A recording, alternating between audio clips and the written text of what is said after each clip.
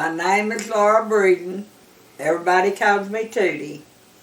I always have. And the year I was born was April the 19th, 1942. Hey, I'm Dan Davis, and my mom and dad were Kay and Bob Davis. Bob was the director of Sunset Gap, and my mom was the first preschool teacher there.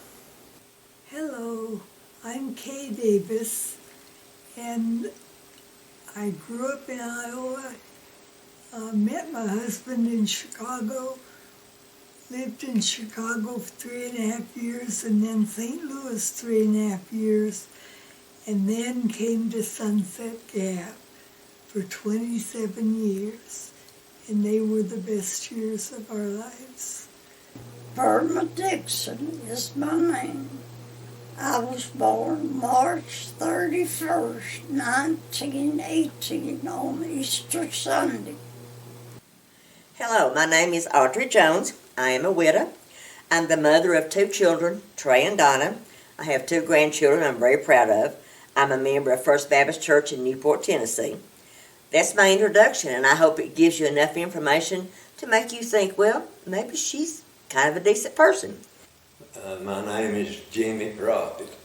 I was born September 25th, 1941. I'm 82 years old. Hi, my name is Betty Williams. I've worked at Sunset Gap almost 60 years. I would still have been there if I hadn't broke my leg 2 years ago.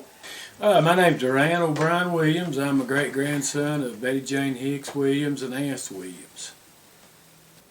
Hello, my name is Melissa Williams. I was born in December 1961. I was born in Millersburg, Ohio. I'm the wife of Duran Williams, who is the descendant of the people that gave the land for Sunset Gap. Me and my husband Duran met at Maryville College, which was a Presbyterian affiliated college, which is kind of interesting.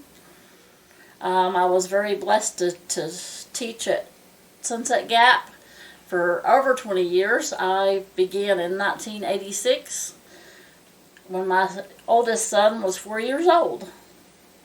I'll tell you more about that as we get into the preschool.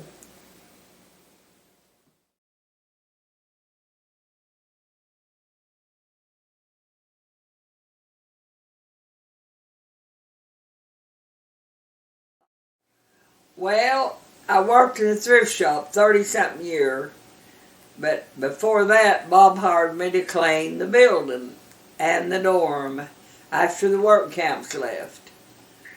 Then he put me in the thrift shop with my sister Betty, and we worked all the time. We were open 5 days a week, sometimes on Saturday, and I loved the people and how we got along with everybody. It was just fantastic to work at Sunset Gap. So I'm Dan Davis. My dad was Bob Davis. He was the director of Sunset Gap. And we moved in to East Tennessee back in '65 when I was 1.5. Things sort of evolved as time went along. We added new programs and got to know more people. Dan used to think it was really nice because his friends came to play with him in the preschool room. I was a student there until I graduated 1 year. I was out and stayed with my grandmother breeding on Wheelhut. Mother got mad at something and I had to stay with my other grandmother. I didn't like that. My affiliation with Sunset Gap is I'm the current executive director, and I've served in this capacity since 2018. I've been associated with Sunset Gap since 2015. I started as a board member and eventually became executive director. When I was a kid, Oscar Clark was a director here, and we played baseball, Little League baseball. Played against the black boys from Tanner High School. We, out of just an old field, we built a ball field out of down here. And one week they would come up here and play. The next week we would go down to the Tanner School in Newport and play. That was back in the middle 1950s. I participated in a lot of things, mostly thrift shop, work camp, preschool, Sunday school, sewing club, and Bible study. Well, I mean, everything that happened to Sunset Gap in the 60s, 70s, 80s, 90s, up till now, I've been associated with. I did Boy Scouts, preschool, and all the community events that took place, Sunday school there, so a lot of good memories. As I said, I began teaching preschool in 1986. I went to Sunset Gap in interest of putting my oldest son in preschool, and I met Joy Black, who was the teacher at the preschool at the time, and she was a very interesting lady. She was from Africa, and she was born in England, but she taught in Africa, so she had a very interesting world perspective, which was very neat. And after talking to Joy Black, she asked me if I would be interested in a preschool assistant job.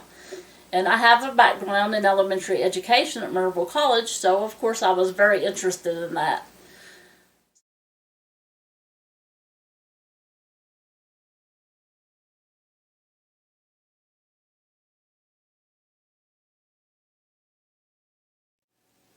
Well, I lived real close, and I didn't have a job, so Bob needed somebody to clean, and he hired me. That's when I first started with Sunset Gap. Of course, Betty worked there, and that made me kind of comfortable. So when my dad got to Sunset Gap, there weren't very many opportunities for kids. So he developed a Little League baseball program, an elementary middle school football program, and a Boy Scout, Cub Scout Weeblo program. I started with Cub Scouts when I was about 7, I suppose, and then went to Weeblos at 10, and Boy Scouts from 11 to 18. Middle school sports, football. He developed that league for all the kids in the area, and then he started the Little League program for baseball. So that was for kids anywhere from 8 to 10, and then from 11 to 14. So we stayed pretty busy with those activities. I got involved in Sunset Gap because Bob was the director, and we had our family with us. There was this brand new house. It was lovely, and we enjoyed. They wanted it, the National Board of Directors, no, the National Board of Missions wanted a family who would have to get involved in the community. Well, we were that family, and involved we did get. I loved to go to school because I wanted to get a good education. I didn't want to be a dumb hillbilly. What led me to participate with Sunset Gap? The desire to help people and serve in the community. I have been so blessed to serve in the food pantry, the thrift shop, serve and work with mission teams. It's a privilege and an honor to serve and work at Sunset Gap and the community. There was not much to do around here, and when Oscar Clark moved in as director, he started all these programs that just kept us busy and give us something to do, and we just enjoyed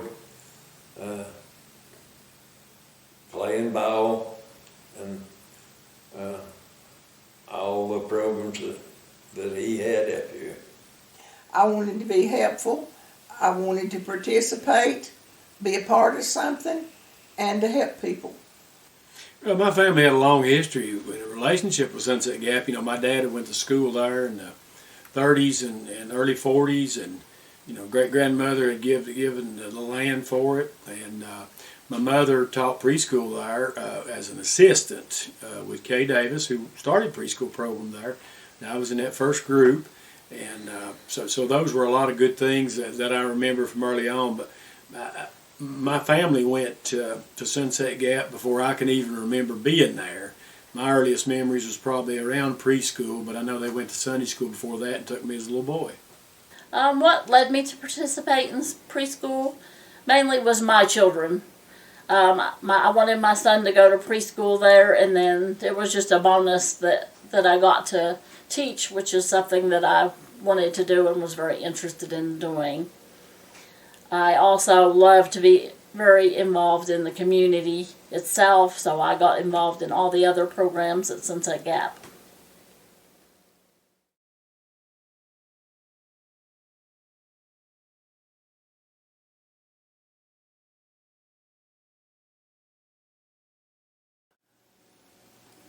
Miss Clark was the director of our sewing club, but her Mr. Clark was the director of the whole center, and we met one night a week, and she designed this quilt top with a red cross and a blue and white square.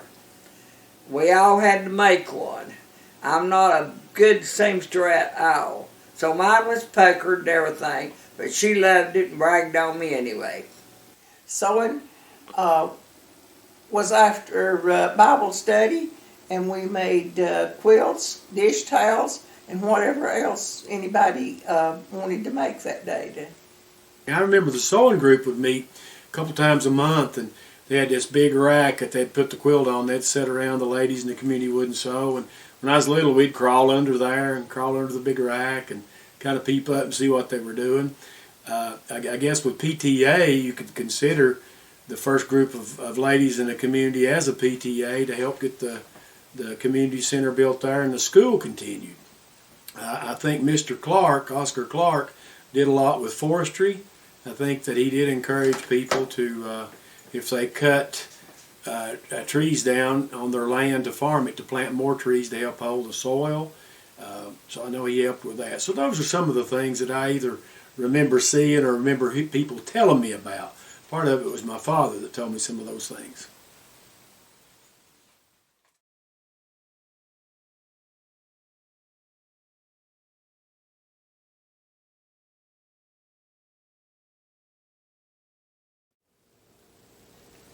By the time we got to Sunset Gap, the women had been meeting as a Bible study group with Lillian Clark, who was the wife of the previous director. So we continued that process, and I guess it gave me a chance to show a different side of myself. And Zula is the one that helped me realize that this was a good thing for us to do.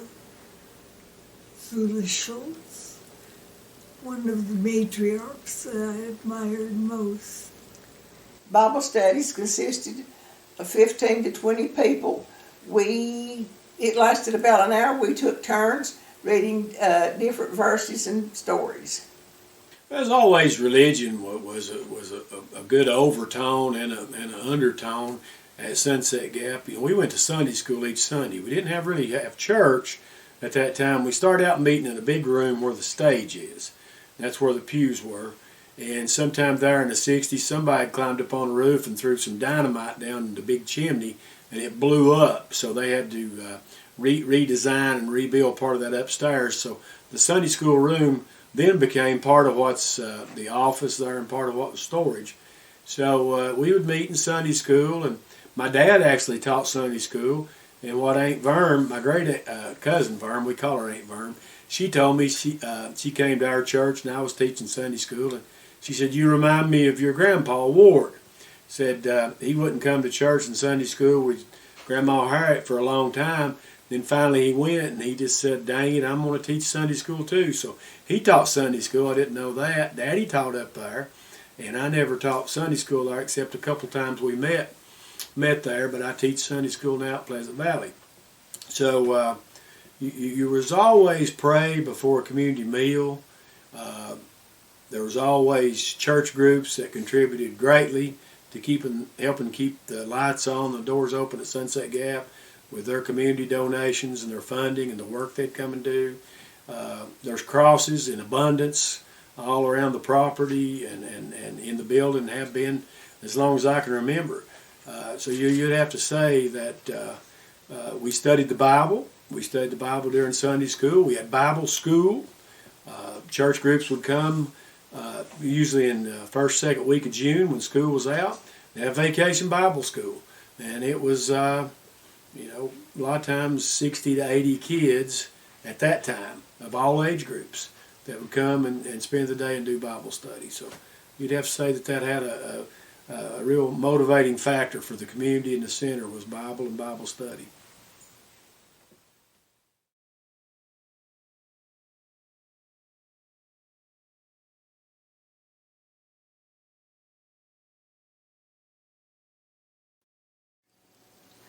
All my kids went to vacation Bible school. They all enjoyed it, and I did too. One of the wonderful things that would happen at Sunset Gap during the summer times is we would have different youth groups from all over the country come and spend a week at a time. Usually one of those groups would lead our vacation Bible school. And so all of the kids from both Cocke County and Sevier County from our community would be brought to Sunset Gap, and we were all divided into different age groups, and we had all the different activities and games and snacks and things, and learned a lot about Christianity and what it was like to be around students from other parts of the country and just fellowship. So Vacation Bible School is very, very important to all the kids in the community, and we look forward to that each year. We always had a summer week of Vacation Bible School. A group would come from some church somewhere of young people, and they were helping with Vacation Bible School in the mornings, and then they would do some work around the center in the afternoons. Well, one year, Billy Ray Cyrus's song, Elvira, was popular, and the kids were singing it all the time. So we changed the words and said, God loves us, God loves us. We're so glad that God loves us. So that kind of redirected the pop song. Vacation Bible School used the set of materials from the Presbyterian Church, and the helpers were wonderful, and they got to play with the kids and get to know the kids and really contributed a lot to the lives of these children. I remember Vacation Bible School when Pastor Jane and them came. We had Vacation Bible School here nearly every week in the summer. The kids were brought here and they just did so many things. They learned about Jesus and what he could do for them. It was such a blessing to me to watch these children learn and take away. And they came back every year and they would share with us what it meant to them to be able to come here and be a part Vacation Bible School. Vacation Bible School, I taught the younger children. We would sing songs, read stories, have snacks, make things with Play-Doh, color pictures. Well, Vacation Bible School, they ran a van through the community. They picked kids up, and then some parents would drop their kids off, and the groups that came in had worked really hard to design a week's worth of Bible school, and they had different leaders and different college students and sometimes high school students that would lead the different age groups. and it was from preschool all the way up through high school. That they'd divide us into groups, and we also learned to sing. We'd sing certain songs that probably a lot of people know. Some of them times would be led by guitar, and some would be piano, and some of them would just be a cappella. And Row Your Boat Ashore, Jesus Loves Me, This Little Star of Mine, all kind of those songs like that we learned. And we'd learn to clap in rhythm with certain parts of it. And then they'd do the ones where they'd leave out the words and you had to sign it. We learned to do that. But they'd have lunch for us. They'd have a snack. We'd always create something that you got to take home. And Mama, down our old house where we lived before she moved in her new house, she found a lamb that I had colored for her. It was a cutout lamb on red piece of construction paper, and I couldn't have been more than 3 or 4. And I'd colored the lamb red, and I didn't color within the lines, but she found that and showed it to me. Sometimes they give away little scriptures, just certain Bible verses, and I remember a couple times they would read from the Bible to us, and we would learn a scripture of the day if you were old enough. So that's just wonderful for kids in the rural mountain South to be able to do that. Some families didn't go to church regularly, although a lot in the community did. It was a chance for the children to be exposed to people from other cultures that came in, other parts of the country.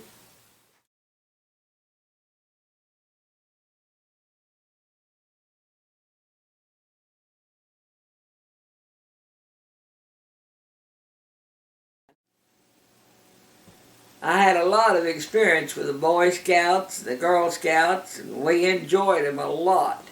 I wished we had them back. So when we moved into Sunset Gap in East Tennessee, the youth in our area did not have a lot of opportunities.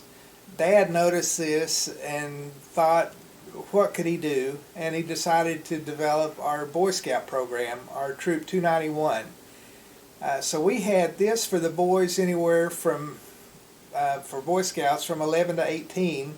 Then we also had the Cub Scouts and Webelos. And then my mom, Kay Davis, had the Girl Scouts. So she was the first Girl Scout leader.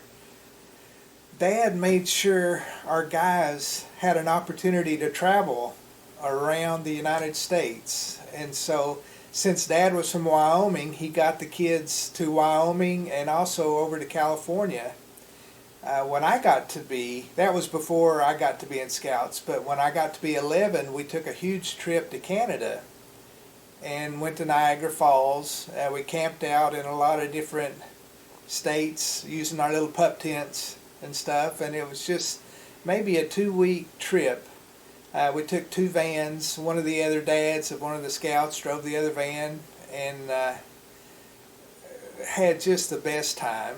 We probably took about 12 boys with us and 2 adult males.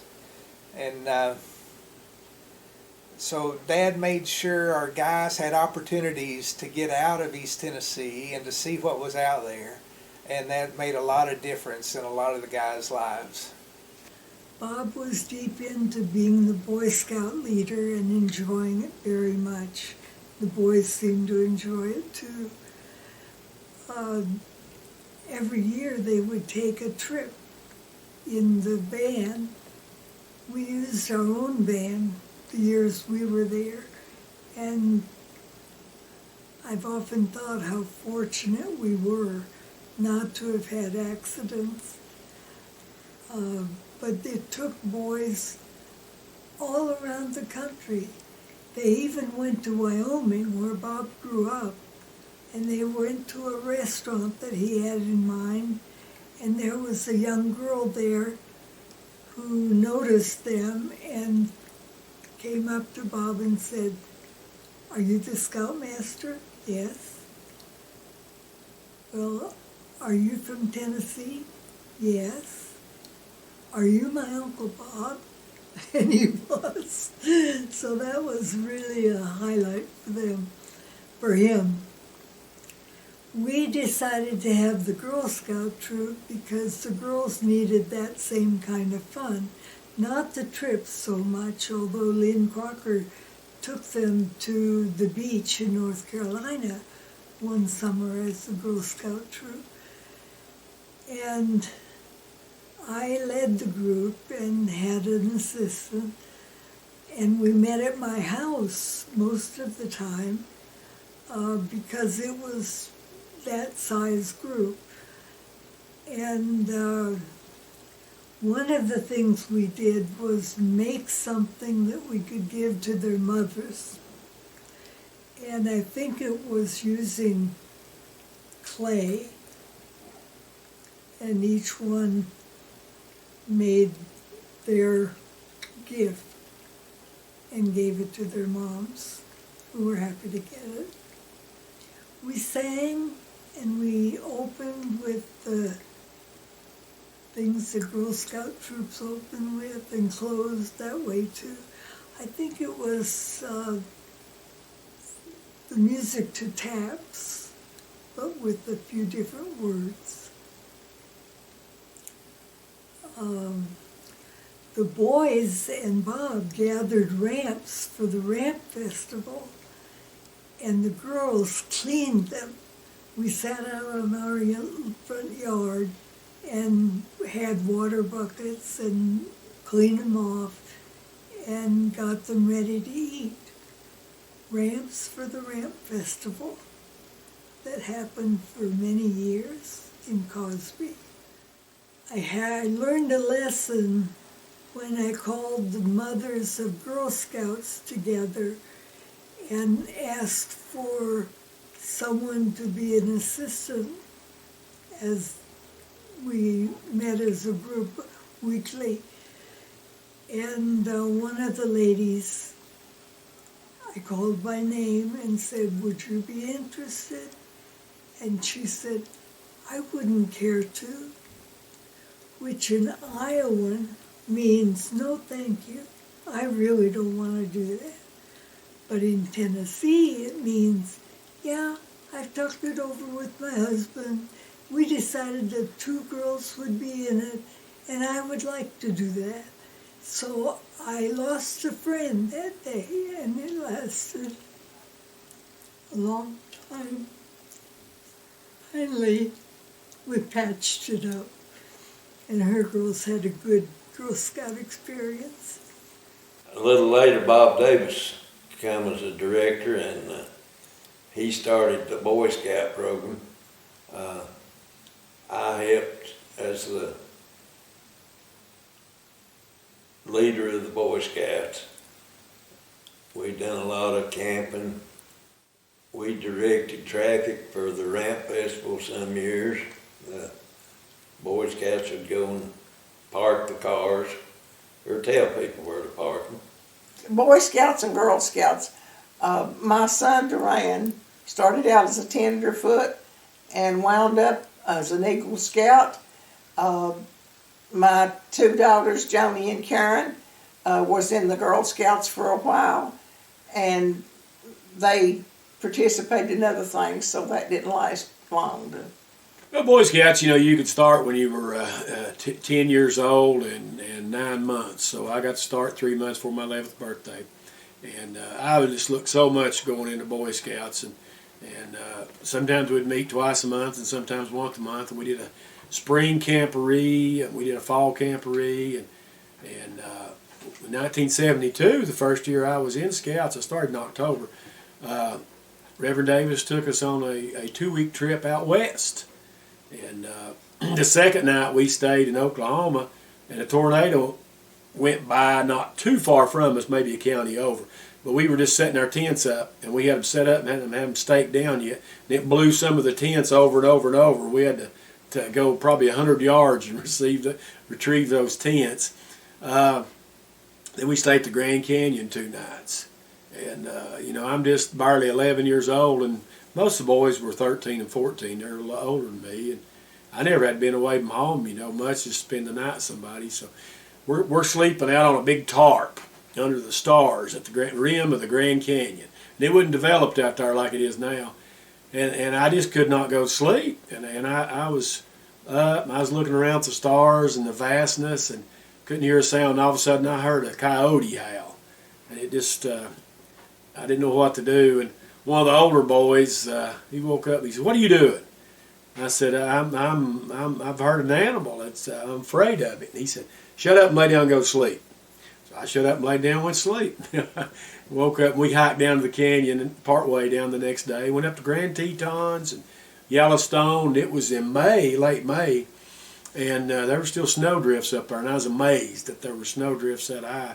We actually stayed at Rapid City, South Dakota, and a week after we were there, it came a flood, and there were a troop of Boy Scouts camped out in there, and I think some of them lost their lives, so we were lucky on that. Saw my first Major League Baseball game in person. It was the Kansas City Royals and Milwaukee Brewers, and we went to that, and then came back the next year.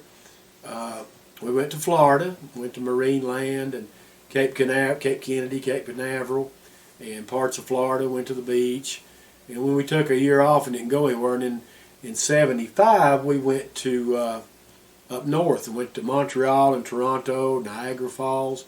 So we actually got to see the old Montreal Expos play in a minor league ballpark because they were building Olympic Stadium. They hadn't finished it yet. So I actually got some pictures of it before it was completed. And each summer we'd go to Camp Pillissippi. I believe it was on Norris Lake. And I remember one time they always had a watermelon fight, they called it. And what they do, they'd grease you up with Crisco, whoever was participating, and they'd throw 2 or 3 watermelons. It was out in the middle of the lake, but they had a swimming crib, but it was about 9 foot deep. Well, I couldn't swim good at all. I could dog paddle. Well, they nominated me to be in the watermelon fight. So I'm in there, and all of them was older boys, 14, 15 years old. I'm there, just a little chubby boy. I hadn't started growing tall yet. And they put that Crisco all over us, and then they throwed them watermelons in, and if you didn't jump in, they pushed you in. Well, I jumped in, went underwater, come up, was gasping for air and trying to hang on to the side, and there's a watermelon come up, and some big guy come and dunked me under, and I come up and spewing water again, and all of a sudden I'm right beside the edge, and a watermelon come right up under me and hit me in the chin. I just grabbed it and threw it out. Well, all the boys thought I was a hero because we had got to have one of the watermelons for supper. And we would do archery, and we'd work on different merit badges, and we shot at the rifle range. I remember about every year we win, our troop won all the awards from shooting 22s, because these old mountain boys, and all of them can shoot rifles pretty good. They'd hang them targets up, put troop 291, and put the names of who had won it. So that was exciting times. And then got my Eagle Scout. Gerald Ford was president and signed my certificate. That was a really big honor to get your Eagle Scout. And it was awarded, ironically, on the 4th of July when I got that. And that was a big honor. I've still got my merit badges, sash. I've still got my Eagle medal, my whole uniform. I've got my Eagle scarf. And then I served as junior assistant patrol leader and junior assistant scoutmaster till I went off to college. And then, I was 18 then, and at college, but for 7 years, Boy Scouts was a huge part of my life, and it taught me a whole lot about life, leadership, and fellowship, as preschool did. Learned a lot of lessons about life at Sunset Gap, and but we had to recite the Scout laws and the oath, and trustworthy, loyal, thrifty, brave, clean, kind, obedient, and reverent. So there was the God factor again in Boy Scouts. I knew they had a Girl Scout troop at the time. Both my sisters were in there. I know they went to Williamsburg with their scoutmaster, Miss Davis, and they met in the same room we did. And so they met on different nights and stuff. So they had that going. They had the Weeblos and the Cub Scouts, which fed, of course, Boy Scouts. Strong troops at the time. Did a lot of stuff. We went over to Hopewell Church in Dandridge and cleaned off their cemetery every fall. And I think they gave us like $300 or $400 for working one day, which is big money. We had to help make up money to go on our scout trips. And we'd do pancake suppers. We'd do spaghetti dinners. We'd sell light bulbs. We'd sell candy. We'd sell candles. And everybody usually would buy something off of you. They knew you was going to come and ask them. but we made up the money to go on all of our trips. So it's just an exciting time. Real fond memories of scouting at Sunset Gap.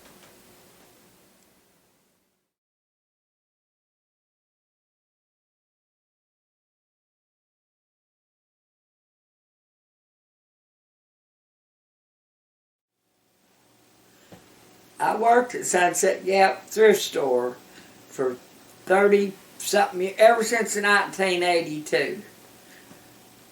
And I loved it. I loved the people. I loved the customers. I just had a good time. One of the good things I remember was just meeting all the different people. And we used to talk about everything and anything. And they all wanted to hug when they left. And they got them.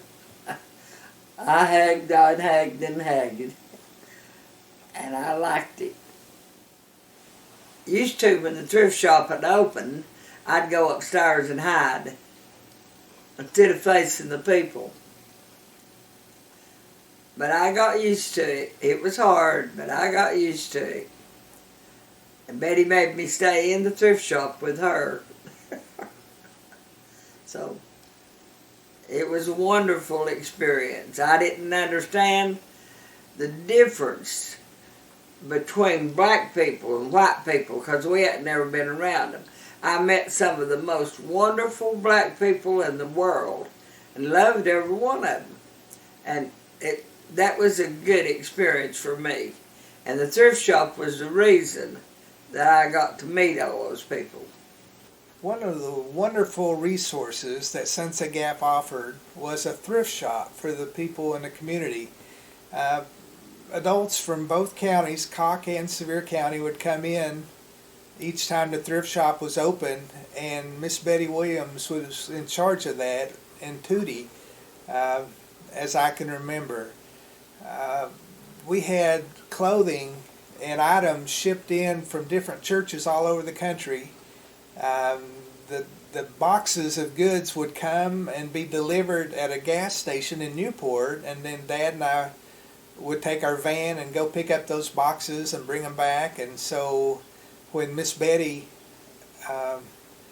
would get to the thrift shop, on occasion she would see all these new items and she would separate them and put them where they needed to be, and that way they were offered to all the folks in the area. I remember when I was a senior in high school, I was in the senior play, and we had to have our clothing. We were all dressed up as senior citizens, so I found the perfect clothes from our thrift shop that I was able to use.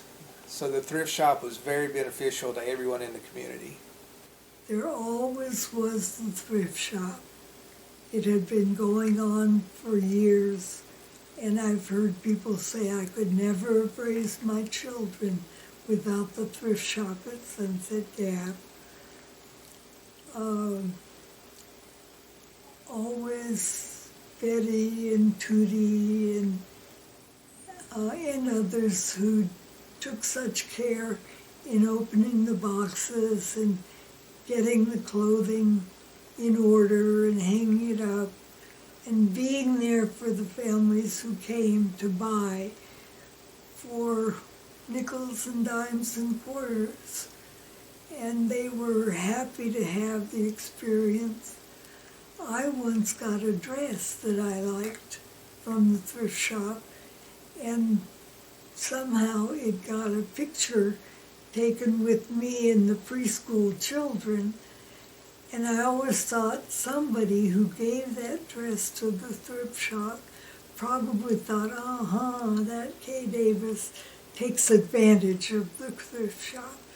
I didn't really very much, but it was a wonderful thing for the community and has a long history. I would not have had any clothes had it not been for the thrift shop. Thank God for that. The thrift shop was always an important part of Sunset Gap. Betty and Tootie has always run that thing as far as I can remember. I bought a lot of clothes down there, shirts and and pants. And the thrift shop is really important to a lot of people in the community, being able to have their clothes at a decent price, cheap. The thrift shop is where I spent most of my time there. I never got bored at the thrift shop. There was always something to do. Sometimes before a sale, we would work until 11 o'clock at night to get everything ready for the next day. I had a lot of help in the thrift shop with the ladies in the community, the work camp groups, my children. They helped fold clothing up, hang the clothing up, and sweep floors and whatever else had to be done. With the thrift shop, one thing that I enjoyed doing was meeting the people, helping them find what clothing they needed or whatever. Today, most of the clothing is local, but when I first started working, we got 2 big shipments a year, and I would have to drive into Newport to the Exxon station and pick up 4 or 5 truckloads and bring back to the center, and we stored it away, and it would last from season to season. Well, my great Aunt Dewey ran the thrift shop, before Mama started working in it. I think Aunt Dewey passed away at 67 or 68. I remember going to her funeral up there, and Mama started working in the thrift shop, and she'd buy a lot of our clothes that we wore that come through the thrift shop. Sometimes I'd get a really neat shirt or hat or pair of shoes, and I'd wear them to school. And where'd you get that? And I'd tell them. I said, thrift shop, how much it cost? That time they had some nickel sales and some dime sales. Now they have a few quarter sales. And I'd tell them, they'd say, you're lying. There ain't no way that cost a dime. You're lying. And I said, no, it's at Sunset Gap. And they got a thrift store. And of course, we'd be there a lot during the summer. Mama would cook for work camp groups and work in a thrift shop, so we were there about every day.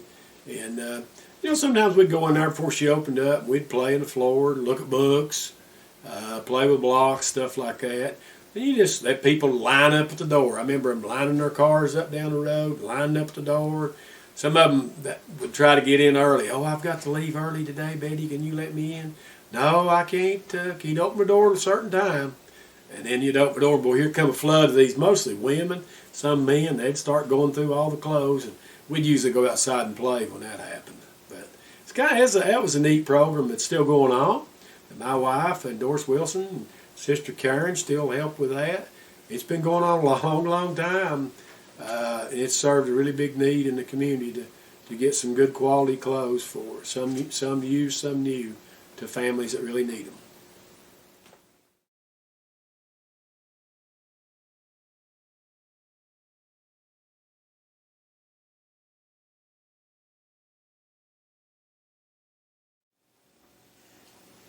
About the work camps, we had the experience of having them help us 2 times. They painted the house one time, and they built that deck, and I just enjoyed them. And mostly I was at work in the thrift shop, so Warren was home, and he loved them. So everything worked out just fine. I appreciated the help. And they done a really good job to be kids, and of course they had some adults that was the leaders, and they were really experienced in what they done, so it all turned out good. Work camps do a lot of good. So growing up in East Tennessee, we had some great friends, but we always looked forward to the summer times because we would have church groups or senior high church groups come in and spend a week at a time at our Sunset Gap Community Center. I remember groups from Texas and Ohio and Michigan and lots of other states, Texas and all, and they would come and spend, and they would either do a Bible school or they would do community service projects and things. And when I was younger, my older sisters would spend a lot of time with those kids, and I couldn't figure out why, but as I got older and I got to know and meet the kids, I just saw how special that was, and how those students that came into our community had such a huge impact on all of the local kids. And we always look forward each summer to meeting all these new wonderful friends. Sunset Gap was known as a mission of the Presbyterian Church, and so youth groups from many Presbyterian churches would sign up for a week at a time and come, and they would do whatever work was pointed out for them to do, whether it was establishing a water system up on the ridge or Bible school or working around with projects that Bob and the others had decided needed to be done. The work campers were interesting. Each one sort of had its own personality. And I enjoyed meeting them as well as their leaders. I was working outside of the community in early childhood at that point for many of those years. And so I would get in on the supper times with work camps and get to know individuals, and enjoyed that very much. The adults were often surprised at the work that was going on at the center, and really seemed to enjoy their time with their kids and our kids at the center. Well, the bunch that came here were so nice. They were from South Carolina, and it was hot weather when they painted this room. They did an excellent job on it. And before they left, they wanted me to make them a lunch of pinto beans and cornbread, and I did. And they enjoyed that. It was a great pleasure that I get to work with all the mission teams. They used to be called work camp groups, but now they're mission teams. They come from all over the United States. They go out in the community. They work on home repairs. They do porches, ramps, and steps. We do not do indoor items anymore because it's so hard for a group to come in here and stay for 5 days and get that done. So we have changed that a little bit, so we only do like yard work, ramps, porches, and we help a lot of seniors and elderly, and we are so blessed to be able to do that. Martin Riley, who's the pastor down at Pleasant Valley Church, come to the house one day and wanted to know if I'd care to come and help with the work camp groups the following week. He wanted me to haul material to the groups that was out working on the jobs. So I said, yeah, I'll come and work a week. Well, that week turned into about 10 years. I hauled material, hauled trash to the dumpster and everything, and they just kept being more and more to do, and I'd step in and do whatever needed doing. And finally, I was just about in charge of all the work camp groups, showing the jobs to the people and take them out and supervise and help them get started. I really enjoyed it. I worked hard at that, but it was when you went home at night, you felt good, felt like you'd accomplished something. You'd put a better roof over somebody's head and a ramp for them to get in and out of their house. And it just made you feel good. I cooked for the work camp groups. Most of the people liked the food. The food that they enjoyed the most was the fried chicken, the potato salad, the watermelon, and that I prepared for them to take on the picnics. And the banana pudding was their favorite. We didn't use any paper products. We had to hand wash all the dishes, the plates, cups, bowls, and silverware. When I started cooking for the work camp groups, we only had one stove and one refrigerator, and sometimes I had to cook for as many as 50 people. We didn't have enough storage space, but for 3 to 4 meals, so I had to grocery shop every day. The work camp groups mostly did repairs, painting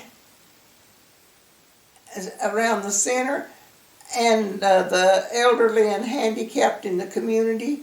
As a matter of fact, they did some repair work on my deck a couple of weeks ago. The work camp groups wanted to learn as much about us as we did them.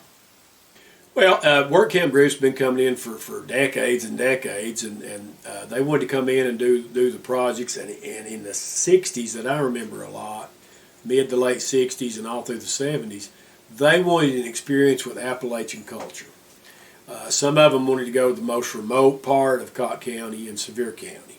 They wanted to go to Gracie Ford, and they wanted to go to parts of Sevier County that was real remote. They wanted to build a porch or build a new set of steps for elderly people.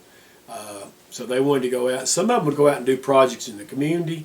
The directors would let them know ahead of time what was needed. And sometimes they'd bring the materials, if it was plumbing and stuff like that. Sometimes they'd buy it locally. And sometimes they'd do work at Sunset Gap. They worked on the building. They worked on the grounds. Sometimes they'd help mow. They'd help shore up a bank. They'd do beautification. They would buy bulbs and plant flowers. They'd paint inside the center. But they would go, and then Director Davis was in the Kiwanis. So sometimes he would take the leaders with him to the Kiwanis luncheon on Tuesday, and they'd present programs. He also took the international students down there when they were in. So that was a lot. I remember a couple summers, I think they had 7 or 8 work camp groups, just week after week after week. And then, of course, at that time, they had staff that come in and work. Sometimes they'd work for a year or two and be the lead staff person, kind of like administrative assistant. And then sometimes they'd just be there for the summer. A lot of times it was college students or fresh out of college. A few times it was a married couple that were there. I remember there were 8 or 9 one summer. And one of them was a nurse. Her name was June Shaw. Remember, she was there. She helped doctors. And a neat thing about the old craft house that was there, it was actually a tuberculosis center. People actually died in it, but Daddy said they went there and got shots and stuff. But I remember a lot, Rich Gammons, John MacArthur, Rick Bale, Joe Warren, Rich Reeves, David Ross, and many, many more that I can't remember their names right now while I'm doing the interview. But they were very friendly people who were interested in doing good and experiencing the Appalachian culture. They'd come from New York, California, sometimes another country, Texas, Chicago. But you look at the Appalachian South, Mountain South in the 60s and 70s, the experiences they were getting. Some of them wrote articles about it. Remember one lady, Sylvia Salmon, she was blind, but man, she could play a guitar, and me and her got along so good. She had a German Shepherd seeing eye dog, but she loved baseball, and I did too. Me and her would sit and talk, and I hated the Yankees, and she liked the Yankees. And she'd tell me stories about Mickey Mantle and Joe DiMaggio and some of those greats, because she was probably 15 or 20 years older than me. She had never seen a baseball game, but she listened to it, and she read in Braille. She's a great singer. And they would usually do square dances and community potluck dinners while the work camp group was there. usually once a month. And I remember some of them would call squire dances. They taught us to do the Virginia reel, and we learned a lot of things from that. So it was just marvelous times, and it was good for us to interact with people outside our 10, 15-mile radius that most of us didn't go outside of. Most families just stayed close to here and went to town, either Sevierville or Newport, and bought their groceries and stuff. That was about it, or little country stores.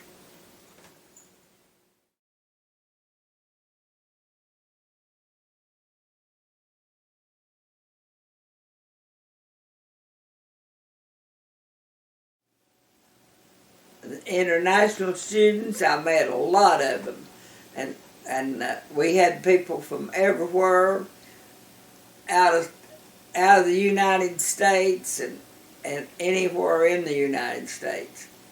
They were college students, and if I could think of where that one group is from, but I can't.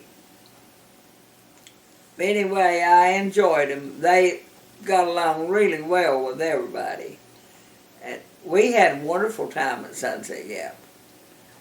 So each year we had a group of international students come from the University of Michigan in Ann Arbor. They would come down during their fall break, and they would stay at Sunset Gap, and they would go to the local elementary schools and high school and talk about what it was like to live in their countries. It could have been Russia, could be China, could be Turkey, could be Japan. So many different countries that the students were involved with and had come from to get their education in Michigan and the States. And we looked forward to finding out what it was like in each of their cultures. And I got to play a lot of ping pong with different students, and they taught me lots and lots of neat things. But we always look so much forward to those guys coming in each year. One of the fellows that came down with the international students was from Turkey, and we found out that he was a hammer thrower in the Olympics. He was a big stocky guy, and it was just so neat to know that guys and gals from other countries would come to the States and get their education, but would go back and represent their own countries in the Olympics. One of the best things that happened while we were there was having international students come from the University of Michigan on their spring break. They would take their shirts off because it was so mild at the time they came, but most of the time. Bob did a good job of taking them into the schools so that they could tell the children at Cosby School what their country was like. And it kind of opened the window to the world. The teachers started out being rather intimidated, but in time they grew to appreciate the fresh air that was coming to their community, and the children were being introduced to the world through that week of international students. Shirley, who was the leader of that group, had written to several Presbyterian agencies to see if they could establish a week such as that, and Sunset Gap was the only one she heard back from. So she knew it was a treasure for her group, and we knew it was a treasure for our community. One special memory from one of the groups of international students was a Chinese man who came to our house one night and just visited with us. He actually said that there was a Chinese woman in the group also, and he was aware that he needed to be a little bit careful of what he said, because she could be a spy. checking on what he was doing. I don't think that was the case, but he and his wife, in fact, bought groceries and cooked a Chinese meal at our house for all of us to enjoy, the family and them. And we have stayed in touch. Every Christmas I get a letter from them, and I send our letter to them. They raised a girl who came with them to visit us one time. And it's just been a joy to have that connection with the world. The international students came from a college in Michigan, and they were from all over the world. They went to the Newport Plain Talk newspaper office to see how all that worked. They visited the schools in the area. They met with the Kiwanis Club and several other clubs in the community. I know my mother spoke about international students. They came from University of Michigan, and they would, the director of the center would ask families to take them into their home and feed them one night, and feed them a country meal. So I know one time Mama made fried chicken and biscuits and mashed potatoes and peas and such, and a big old blackberry cobbler. And then sometimes she made soup, beans, cornbread, fried taters. I said mashed potatoes once and taters once on purpose. But this was one I remember the most was in about 1977, I think. And there was a college student there from Iran, and there was one there from Israel. And they both came to our house. And it was a little tense because history, looking back on it, you remember 1979, you had the Iranian students take over the U.S. Embassy and capture the hostages. So that was a little terse time with having both of them there from that different country. But Mama made them all feel welcome, and she gave them a tour of our land down there, and they talked a little bit about their home country. But those two gentlemen didn't speak to each other. Well, in international students, it was just amazing. The first thing was to see what they look like and their dialect. You know, if you got somebody from England or Scotland or Germany or Wales or Central Asia, Russia even, that had an accent, Italy, France, it was just neat to hear their dialect. And, of course, they'd tell us stories, too, about their countries, where they come from. We were just fascinated.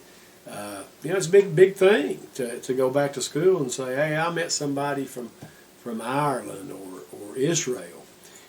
It was really big. But they would interview them in the newspaper and always took pictures of them and put it in there. They also come and visited our schools. That was another thing. The director brought them to visit Cosby School, which was a K-12 school, and I think they went to Smoky Mountain and Jones Cove. I think they'd divide them up and not send all to one school. So they went to those three schools that's closest to where we were there. And they would spend the day at the school. They would go around and talk to the different groups and tell them about their country. So it was kind of like a living geography and cultural history lesson that we got to have. It was like taking a field trip without taking a field trip. And sometimes they'd have pictures with them or postcards from the country that they were from. So it was not only beneficial for them to see our culture, but it's real beneficial for us to learn more about theirs. And the communities, like I'd mentioned before in another clip, the community dinners where they'd go into people's home, and everybody gladly took them in and prepared a big meal for them, and you shared. And you'd always start out with a blessing, and all that. So the international students was a wonderful part of the Sunset Gap ministry in the 60s, 70s, and I think up into the 80s.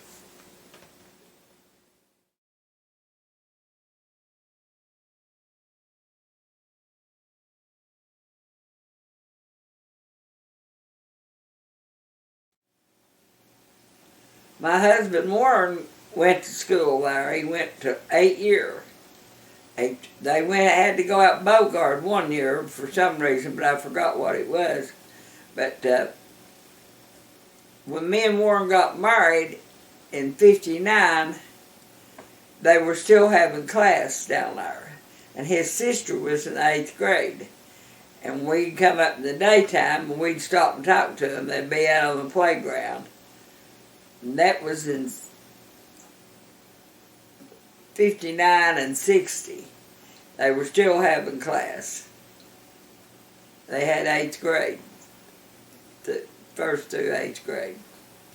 The very first founder of Sunset Gap was Miss Sarah Cochran, who came with her elderly mother from down Wilhite, about 5 miles, where they had a center called Juniper, a mission station.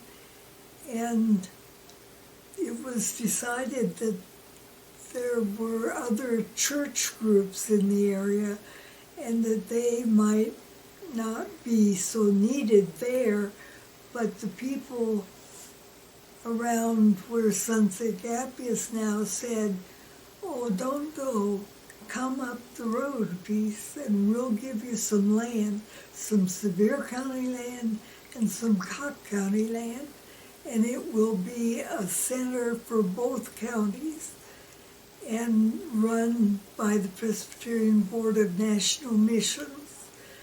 So she established a tent on the hillside in front of where the smokehouse now is.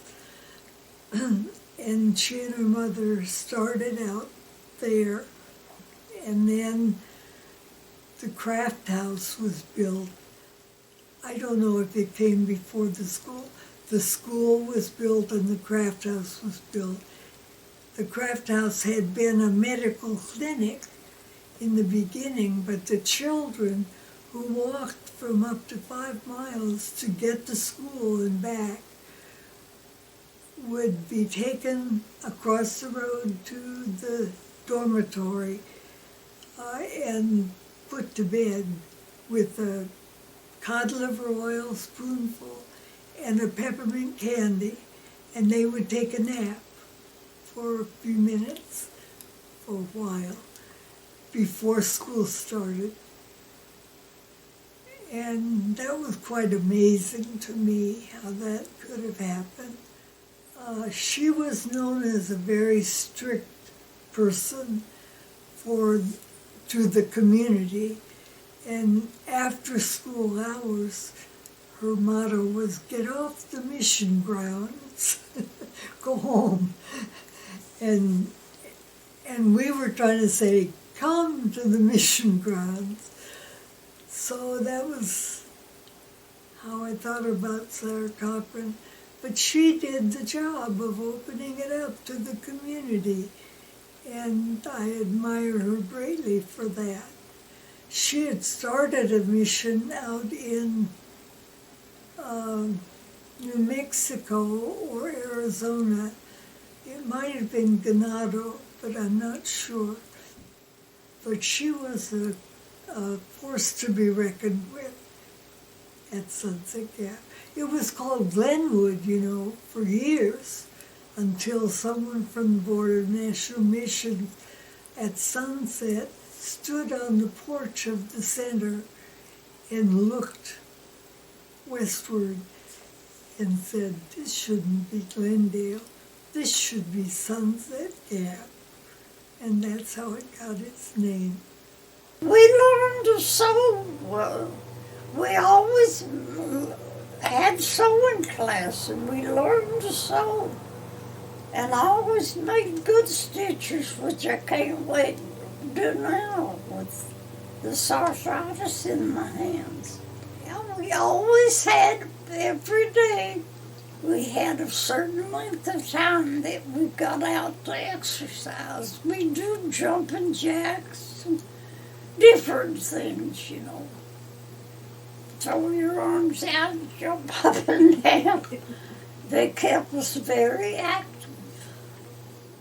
Well, she wanted you to keep yourself clean and neat. She didn't like you to be stinky get her smelling, underarms, stuff like that.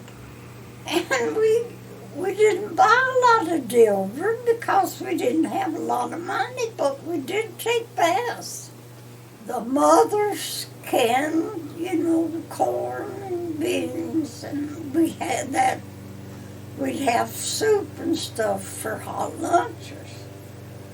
We always had a lot of hot lunches, but the mothers put up the canned stuff for the hot lunches. Because everybody in the country raised a big garden. I was very quick to learn, too. I didn't just sit there and look at the books, I learned. The school closed about the time Duran was born, so he didn't get to go to school up there. Well, from early on, of course, great-grandmother wanted to see a school in the community. They were closing, I believe the name of it was Glendale, and Miss Sarah Cochran came to meet with the ladies in the community and tell them the school's going to be closing. Well, my great-grandmother got people together and petitioned and talked, and great-grandmother couldn't read or write, but she wanted her grandchildren to, because her children had already finished school. So that was important to her, and it's important to me and my family. Education always has been. And my first memories of education was Mama reading to me as I was going through preschool, and Kay Davis is my first teacher. She was a wonderful teacher. She wanted people to be creative and enjoy learning and have fun learning. And sometimes schools now focus a little too much on a single test, but she wanted to involve the creativity, the hands-on, the leadership, the fellowship, encouragement. That was one good thing. I remember I believe Daddy said they had usually 3 teachers, I think, when he was in school. And he would have started about 1939, 1940. He was born in 1934. And he had a sister that was 2 years older than him. But Miss Cochran was there, and she was strict. She made them mind, Daddy said. And Miss Plummer, I know that's the 2 I remember. There was a third when he was there. Cannot remember her name. But Daddy said the ladies in the community would can vegetables and meat and stuff like that and donate it. And that's what the kids ate during the school year, during the winter. And, of course, they got to get out of school when it was crop planting time in the spring and when it was time in the fall to take up tobacco and hay and stuff, pumpkins and corn. They didn't have to go to school during that time.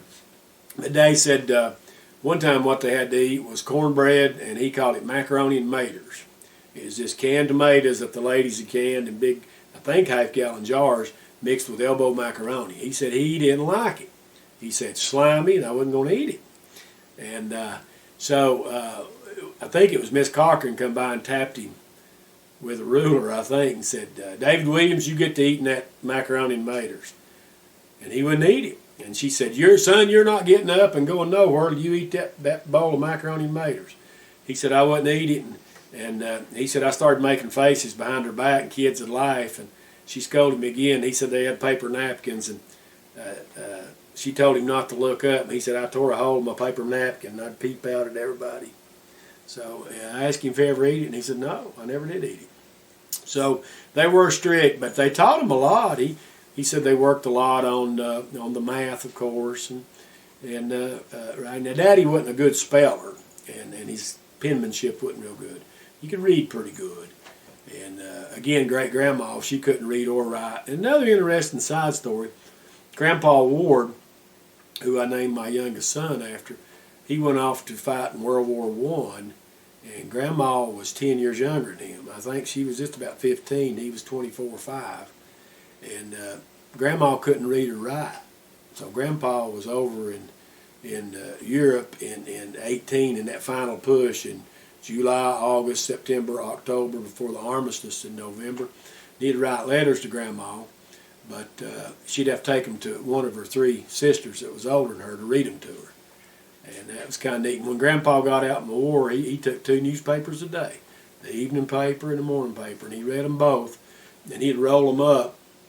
And sometimes we'd go to Sunset Gap and then go see Grandma and Grandpa, and they'd get me a newspaper, and I'd lay it out on the floor and look at the funnies, we called them, the cartoons. I couldn't read them, but I looked at them. Grandma and Grandpa walked to Sunset Gap, and then we'd take them back home. It's about a little over a mile that they'd walk to Sunday school. But neither one of them went to school there because they had probably went to Glenwood. But Daddy did go, and his sister, and then it was a first through 8th grade school. And Daddy said when he started high school, the bus picked him up at Sunset Gap, so they had to walk a mile to catch a bus. And he said Aunt Zella, who was 2 years older than him, when he was a freshman, she was a junior, she tried to make him sit with a girl on the bus, and he didn't want to sit with her. So she badgered him for 2 weeks, and he said 2 weeks into his freshman year, he quit school and never did go back. So his school ended at Sunset Gap pretty much, those 8 years that he had there.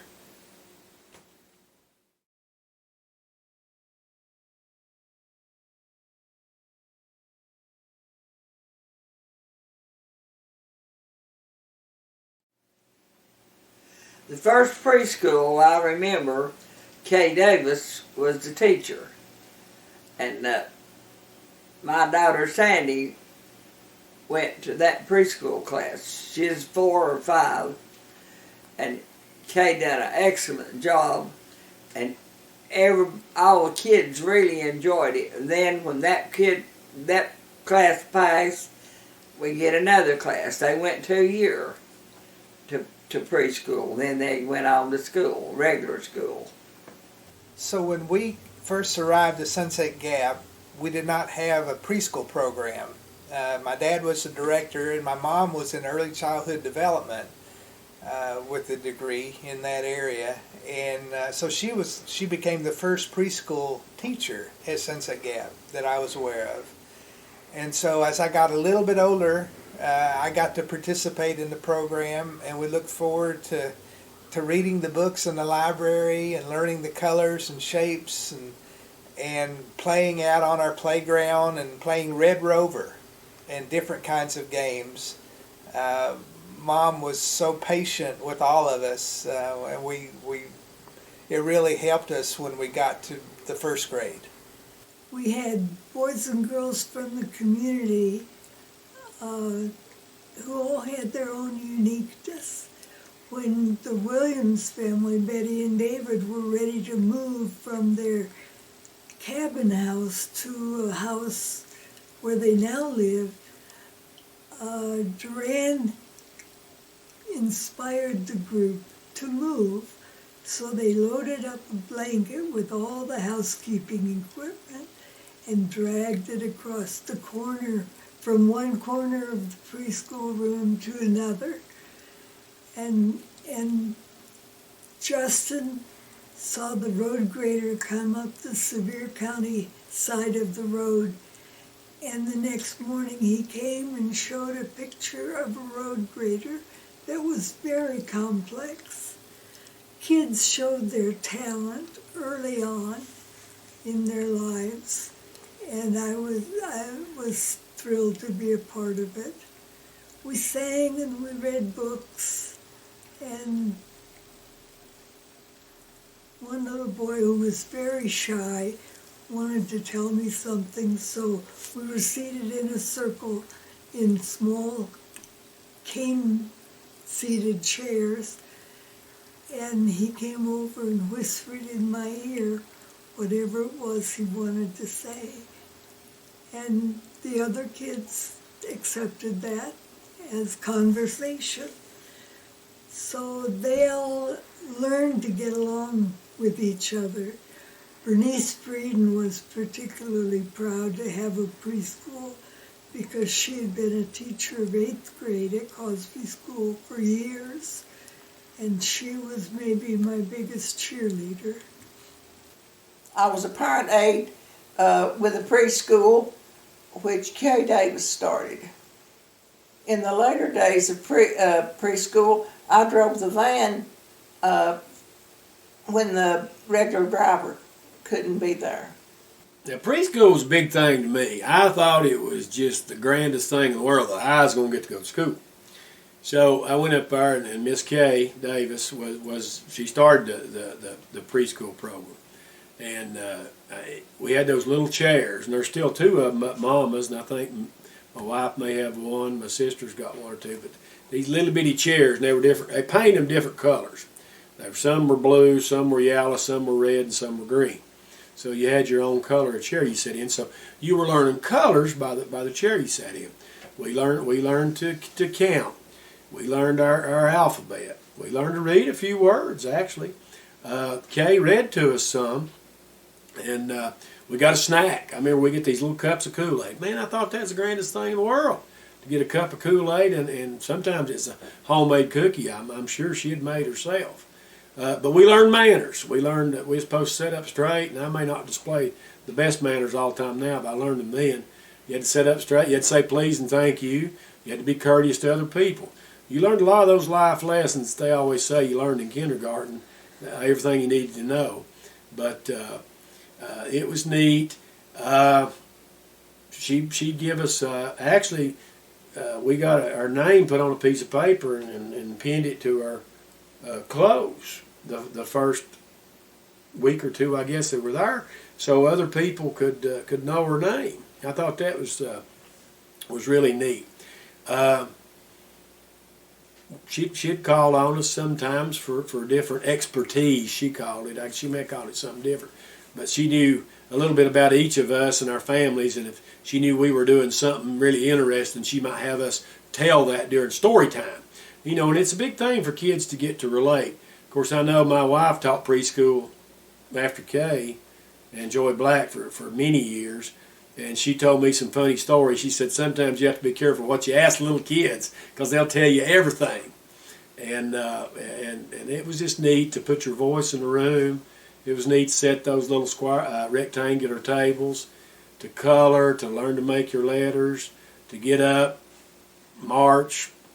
We learned to march around the room in rhythm. We learned to clap and march at the same time. So there were a lot of kinesthetic things that were big in early childhood education that Miss Kay knew to do. She'd actually went to college for that and was very good at it. And she always had a good tone of voice. She could lower her voice when telling a story, or she could raise her voice.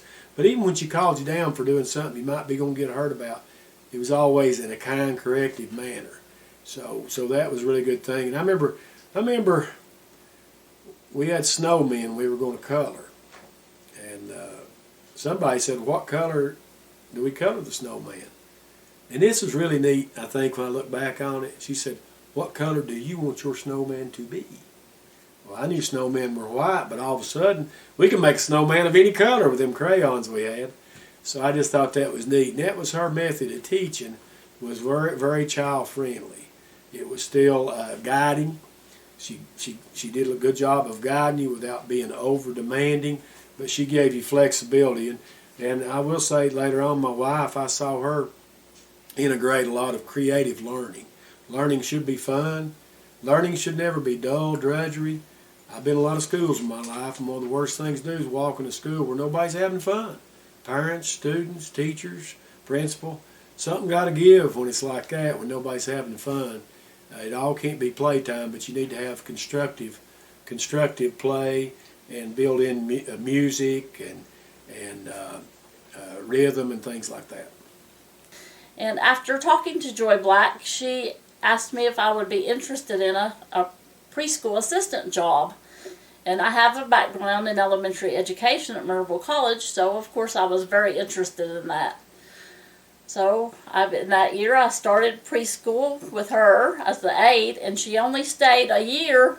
She was an older lady, and she wanted to go ahead and start some early retirement, so she asked me if I would be interested in taking over as the teacher. I was very shy and not super confident about it, but I began my career at Sunset Gap. Our program was very interesting because there wasn't many preschools back then. There was only maybe Head Start and a few other very small programs. So there was a lot of need for preschool back then. It was very interesting because our van, we had a van that I think it was a 12-passenger van that we picked up the children in, and it was approximately an hour to pick up the children and an hour to take them back home. So that added extra 2 hours to our day, which was only a 2.5-hour day. We began preschool at 9, and we ended at 11:30. And so it wasn't a long program, but that extra 2 hours for some children was quite a bit added on. Our preschool driver was also our assistant, and that was probably a harder job than mine, I always felt like, because they had to drive on these mountain country roads. Some of them have cliffs and hills and curves, and we have taken a few visitors on those rides, and some of them would compliment us and just say, "How do you do this? You'd have to have nerves of steel to ride on these country roads like this." So it was quite interesting trip to do that. My program consisted of mostly teaching the basics, but our main goal of our preschool program at the time was to teach the children social skills, structure, and listening skills. Because if you can do that in life or before kindergarten, that was the most important thing that you could learn. And then anything above and beyond that was just made them more ready for school. We had 2 classes. We had a 3 and 4-year-old class, and we had a pre-K class, pre-kindergarten. They both went the same amount of times. They both had snacks early on and before they left, because of our bus ride being so long. Some of them needed a little extra substance before they got on the bus for the afternoon and when they came in the morning. I was a very hands-on teacher. All my programs were taught hands-on, very interactive. I would do math skills, science skills, art skills. We did a lot of field trips, and it was a fun time. Like my husband said, I didn't like things to be boring or stuffy. I enjoyed my many years at preschool. I have so many fond memories of all my students. I actually had taught 2 generations of students at Sunset Gap.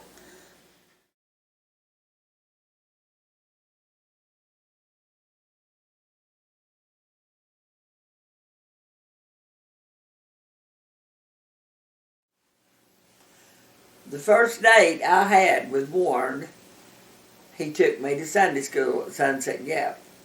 And it was Christmas.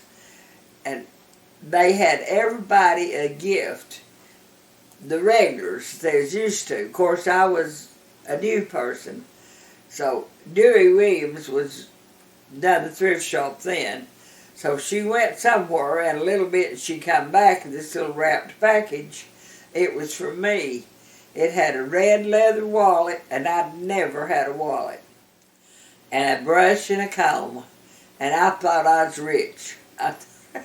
I'd never had a wallet or a brush and a comb. But it was really, really good. And we come every Sunday we could. And my kids went to Sunday school down there too. We had a good Sunday school. And Grandpa and Grandma and all of them was there. And they just become my family. So when Dad was the director of Sunset Gap, one of the hats he wore was the minister of our church and Sunday school at Sunset Gap. We used to love Sunday mornings when all the local friends and families would come in for our Sunday school service. We had a bell that we would ring at Sunset Gap to let everyone know in the community that church was just getting ready to start. And so we would go in, we would sing the old traditional hymns.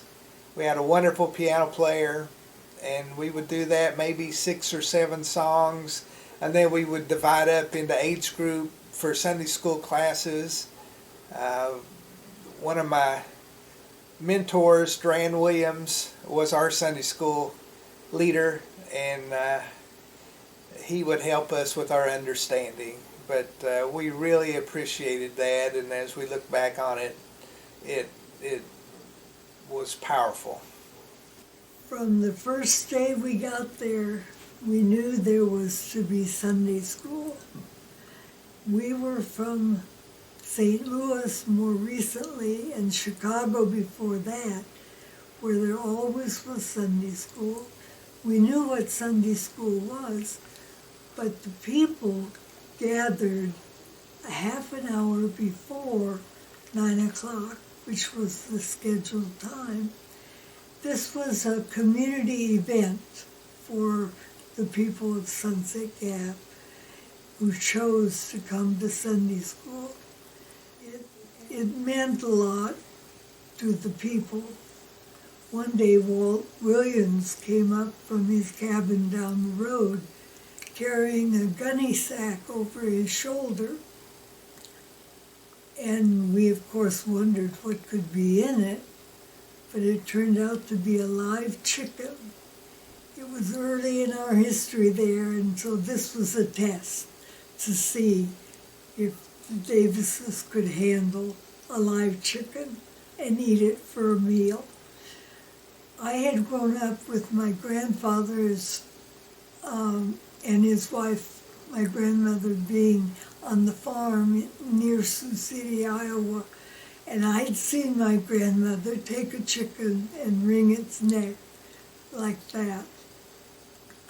So I figured we could handle it.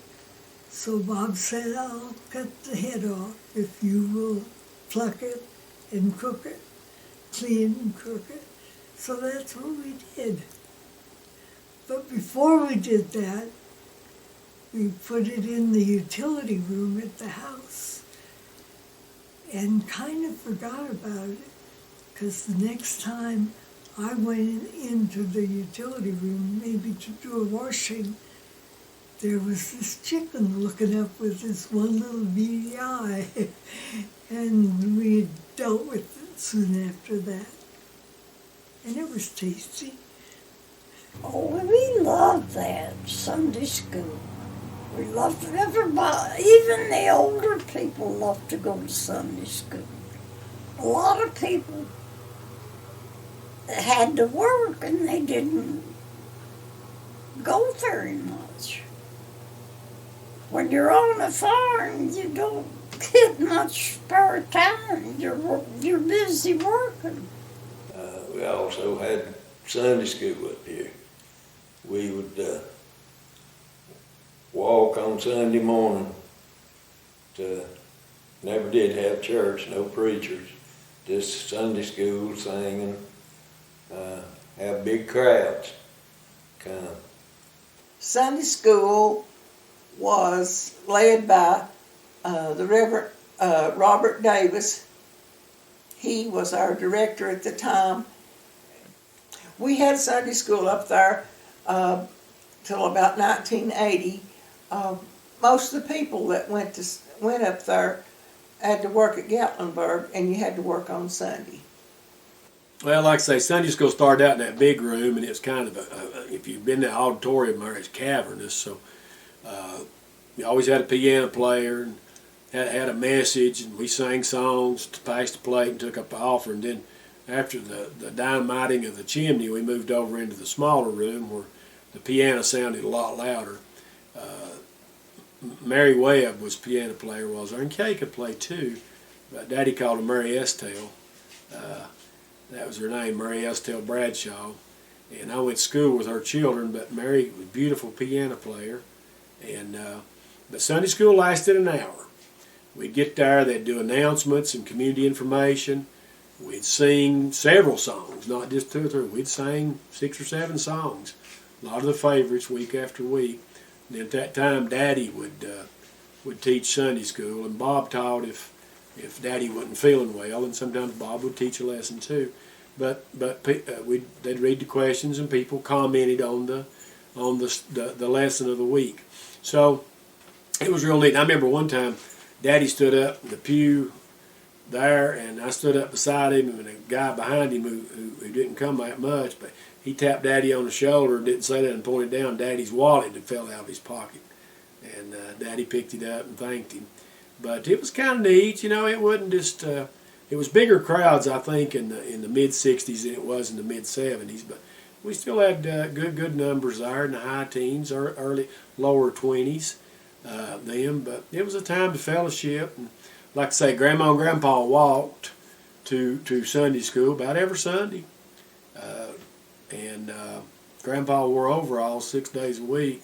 Most of the time on Sunday, though, he had some pants and a shirt. And he had his shirt buttoned all the way to the top.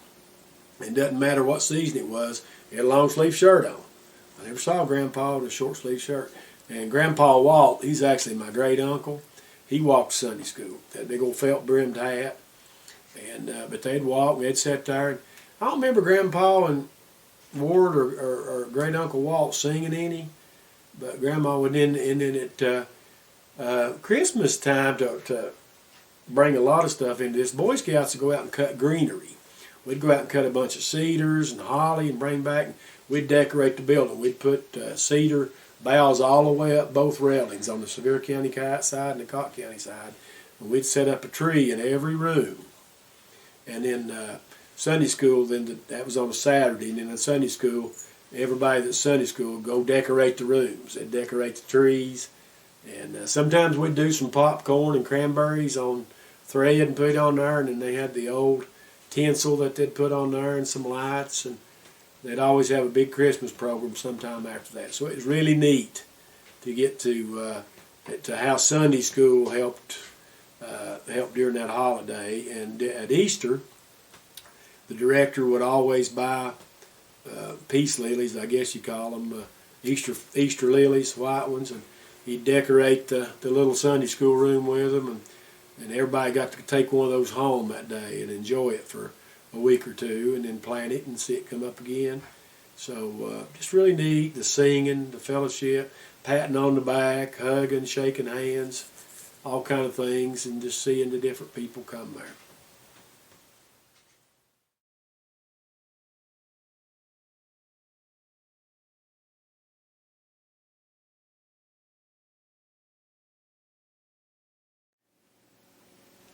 Once a month, we had a potluck supper. Everybody in the community brought a dish. Sometimes it was a different dish. Sometimes a lot of them brought the same thing. And I really, really enjoyed the potlucks. And then we have, after everybody eat, they'd square dance and play music. And it was just a good time. And all the people in the community enjoyed it really well. One of the special activities that we had at Sunset Gap was monthly potluck dinners. Everyone had a specialty that they would prepare at home and bring, and we would all have great fellowship and enjoy all the delicious foods from all the different families. Something we really look forward to each month. There were in the same counties, Cocke and Sevier counties, a group of folks who moved in so that they could have their own plot of land. Part of it was to garden, and part of the gardening was marijuana. So they had what they wanted, and for years they had a culture apart from the other culture of Sunset Gap. And then they kind of melded because there were musicians and dancers who put together a potluck every month. And it was mostly vegetarian because mostly they were not meat eaters. So I was a part of that. Bob wasn't so interested in that. And we always had the potluck first and cleaned up the dishes. The music started upstairs in the big room, and there were callers among them. And so we danced and danced and danced. And that group lasted for many years. Some of them went to Walter State Community College for some education. Some of them brought to the community more education than some of the local folks had, college degrees and all. I really enjoyed this group very much, and my girls, especially Chrissy and Becky, loved to participate in that. Chrissy was a guitar player by that time, and was taking guitar lessons in Knoxville every week, driving herself at 16 to Knoxville and home again. That was a big part of our life at Sunset Gap, to bring those folks into the local community so that they felt like a part of the community. Once a fire burned out a family and the dorm was empty, and so we invited them to live in the dorm while they made arrangements to repair their house. Another fire down the hill, Betty and Harold Williamson experienced a fire, and they moved into the dorm and lived there until their new house was built. So that craft house has been many things, including home for some families. We used to have potluck suppers up here. On Friday night, the whole community come. They'd be big crowds. People would bring a dish. The Gap would provide hot dogs. So there'd be a lot of people here. We'd have square dances, other activities. Just a good time for everybody. Something to do, something good to do without getting into anything. Once a month, the community met for potluck suppers. Sometimes we had more than 75 people. We had, the favorite food was fried chicken and banana pudding, and afterward we would have a square dance. Potluck dinners. Now, man, now you're talking. Now you're talking something that everybody enjoyed. And I'm telling you, of course, 4th of July was a big one. And but then we'd have one about every month. And then sometimes you'd have Boy Scout dinners that we made money sprinkled in there. But potluck, everybody, the director always said, bring enough to feed your family. So if you bring enough to feed your family, everybody, so usually somebody brought a meat, a vegetable or two, some kind of cornbread or biscuits, and a dessert. And some people would bring more than one thing. But a lot of the staples that you had at those were in the summer especially, is they'd bring sliced tomatoes, cucumbers, big old hunks of chunked up onion that was on there. They'd bring cornbread and biscuits. They'd make cream corn and regular corn. They'd have whole new potatoes with either green beans or peas cooked in it. That was really good. They'd bring different meats. They'd bring pork. Fried chicken was big. Meatloaf.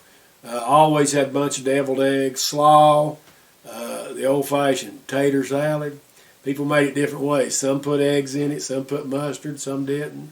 But it was all good. Sometimes they'd fry fish and bring it. That was really, really neat to have. Because a lot of people fished back then. That's another thing on Sunday school. Quick as Sunday school's over in spring, summer, Daddy would take us to the lake and we'd fish all day. He'd come home and clean them, and Mom would fry them and make slaw and cornbread and fried taters. Oh, they'd bring fried taters to the potluck dinners. But, I mean, it was more food. It would feed an army. And people just enjoyed it. And there'd be a big crowd there, too, especially during the summer when the work camps were there.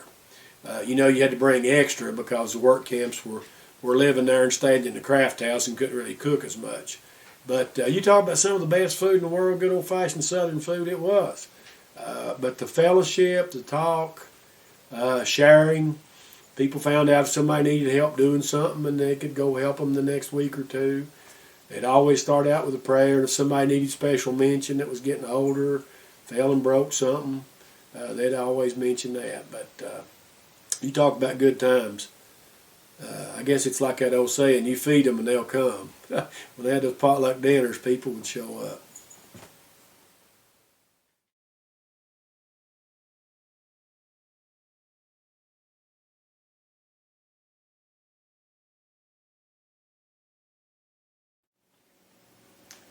And I couldn't dance, and I still can't.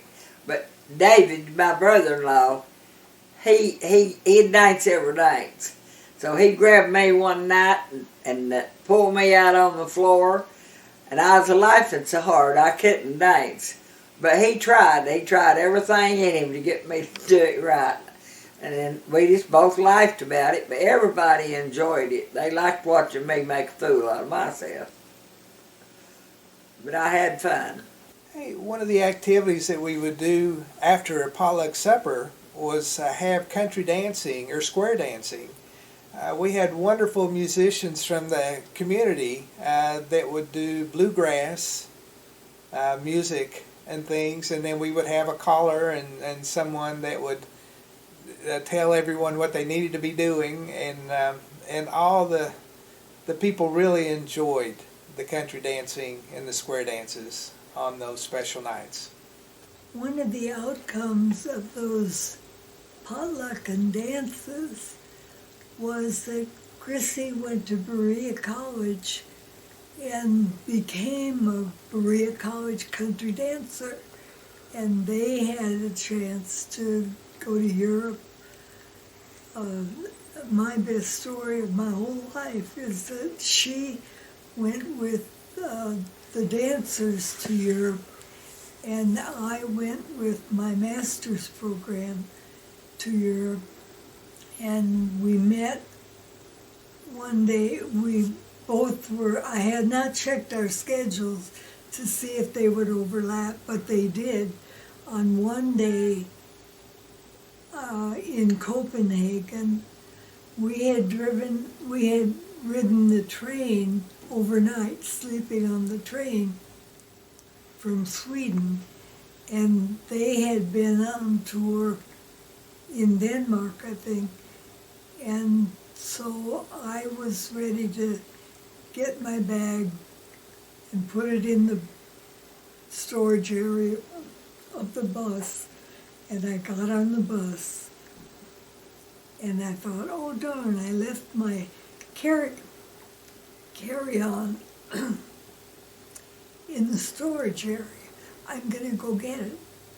So I got off the bus, got my purple carry-on, had my foot on the step of the bus when I heard, Mom, Mom, and it was Chrissy. And we met right there with both of our groups. And I told my folks, ladies, this is my Chrissy. And she told her friends, this is my mom. And they said, now that's a host mom, right? You stayed with her overnight? No, this is my real mom. That was a miracle. Well, that was mostly for the older people, but they enjoyed it. The square dances, I never did participate, but I really enjoyed sitting and watching them. Usually after the potluck suppers, we had the square dance. Everybody participated if you wasn't playing an instrument. Most of the music was guitar, banjo, fiddle, alto harp, and harmonica. Well, square dances were usually during the summer when they had work camps groups there, but not always. Sometimes they'd be in the fall. But I mean, that big room, the auditorium, would be full. And some people knew how to do the Virginia reel and the old-fashioned square dance, and some didn't. But they'd teach them. Most time it was for adults and older teenagers. You know, when I was little in the late 60s, we never got to participate in that because you're going to mess it up. You didn't have the concentration or the footwork and the skill to do it. And then sometimes they'd do where they'd, like I said, they'd break up into partners, like husband and wife or somebody else. And they'd do that, and they'd do the pirouettes, and then they'd come together and hold their hands up, and people would start coming down under the tunnel, and they'd do it where they'd turn. So those are fun, and sometimes it was live music, if they had enough people to play it, and sometimes they'd get a band to come and play those songs for the Virginia reel and the square dance, and I forget, Turkey Trot or something, those older Appalachian dances. And then occasionally they would do some stuff for for younger kids that was easier to do on the dances. But you just kind of, the crowd ringed around that big room, and you watch them on that old hardwood floor, and like I say, it was the neatest when the music wasn't played on a old-fashioned recorder. It was the best when they had a fiddle, especially a fiddle, and a guitar and a banjo or something. If they had somebody come in and play that was, and they could play so good. And I remember Lee and Gene Schilling would come sometimes, and they would sing while we were doing it. And Lee played the recorder, and he had a mustache that he waxed, and it curled up like this, and a little beard. And he played a recorder, and he played it. He played it with his whole body. He swayed to it, and I mean, it sounded so neat. And she played a dulcimer, so sometimes it would be a softer music. So part-time it was dance, part-time they'd rest, and the people that was there to play music would play, and we'd listen to it, and then they'd get some water, and some of them would be sweating, and then they'd start back with another round of dancing, and they'd go, till about 9 o'clock at night, and that's about as late as they stayed. Usually a supper preceded it, and then they'd get up there and let their supper wear off a little bit, as they'd say, and then they'd dance a while. And it was just really entertaining and amazing to watch them, how quickly some of them learned those dances, but the ones that knew it really well, it was like art to watch them. It was a real good skill, so it was entertaining for us kids.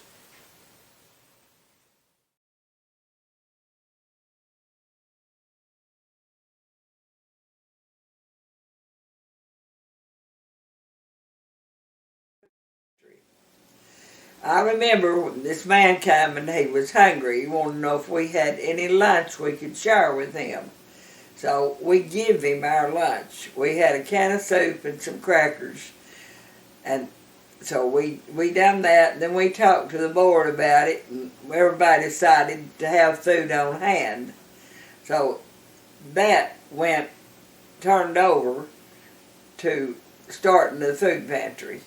We started by just giving whoever come through wanted lunch, we fed them, and then they could get a box of food.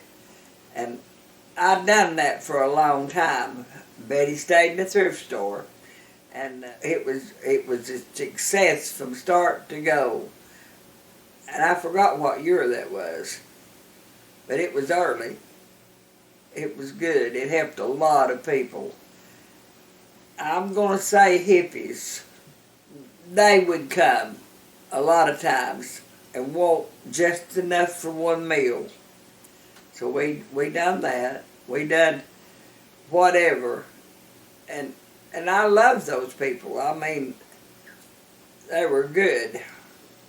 They were dirty, everything, but they was good people. Me and Betty got along really well with them. You have to in a position like that. You cannot judge. You shouldn't never judge anyway. But you can't judge what people looks like or how they dress or how much dirt they got on their hands by the person inside and their heart. It's with great pleasure that I get to serve in the Sunset Gap Food Pantry. We serve about 500 to 600 families each month. We are able to provide fresh produce, meat, dry goods, hygiene items, because a lot of people don't realize if you are unable to purchase food, then you are not able to buy dishwashing detergent, laundry detergent, paper towels, toilet paper, and toothbrushes, toothpaste. These are something that these families really desire and need. It's not a want. It's something that they really need. We provide them a dry box. We get food rescue every Monday. Our truck goes to Sam's to meet Second Harvest, and we get about 8 pallets every Monday. We go to Trader Joe's and Fish Pantry once a month. We deliver to 108 families in the Del Rio community once a month. We are able to go to Midwest in Morristown and pick up usually about 3 pallets they send from Georgia for us.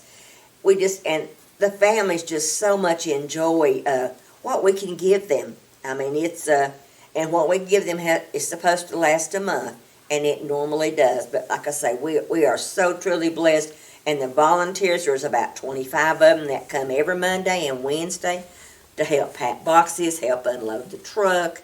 And like I say, we are truly blessed to be able to offer this service to Cocke and Sevier County primarily, but we do not turn away people that come from other counties because they do not have the same food pantries that we do here. So I started helping with the food pantry. It was downstairs in this building, just in a small room, and not very long after that we began to have more food than we had room for, more people coming, so we built a new building out on the road going in the holler, and we built it up till we were giving food to 200, 250 people a week, and they wouldn't just get a few cans, they'd get 2 or 3 boxes of food, and that food to really help them. It's kept going, and it's not went downhill. That's the good part about it. And even after I left, they'd still give away a lot of food to a lot of people. One day we was working in the thrift shop. This fella came by and said he was hungry. Did we have anything to eat? We had took a can of Campbell's tomato soup and a sleeve of crackers for our lunch that day. We gave that to him, and so we told the director, which was Nancy Merle then, about it. So she got out and started getting money to start the food pantry up. We went to the local grocery store and bought cases of food, and we'd get enough for about 10 families at a time. And then we just had a little storage place to keep it, and it has really grown since then. Yeah, and I never had no dealings much with the food pantry. I took and delivered some stuff from our church, a few years ago, not that long. But Mama said that some lady come up there one time and was hungry and needed something right then. I think they was trying to tell her to go upstairs and see if they could maybe buy her some groceries. She said, I'm hungry right now. I think Mama had a can of tomato soup and some crackers and an apple. And she gave that lady that. But I just know they've done wonders for people in the community. A lot of elderly people get food from up there. It's a big deal now. But like I say, I've delivered some food 2 or 3 times that we've collected from our church, but I didn't have much association with it. But I know it does help a lot of people. My wife's done a lot with it, my sister, and Mama at times. Mama used to deliver some food for people when she was able to get out. So it's a really nice thing for them to do in the community. The other programs that I was involved in at Sunset Gap included the early food pantry. As my husband has said, that Betty kind of got the idea started for the food pantry by just hungry people needing food. Well, and then we kind of started a small formal food pantry, and it started out with a closet. Basically, it was just a closet next to the thrift shop that we kept small items, and it was very informal. And as that kind of progressed and we saw more and more need for a food pantry, we progressed to a larger food pantry in the back of the building. And I was very involved as a community relations person under Martin Riley, as was our director. And I was very involved in stocking that food pantry. I would actually go and buy the food and purchase it. And we actually had hours in which people could come. So that was probably I don't remember the year, but that was the first official food pantry where we had hours and people. And we probably only had, I'd say maybe 20 to 30 people a week. Now they can serve as many as anywhere from 100 to 200 people a week. So the food pantry has very progressed into much of a need and much of a service.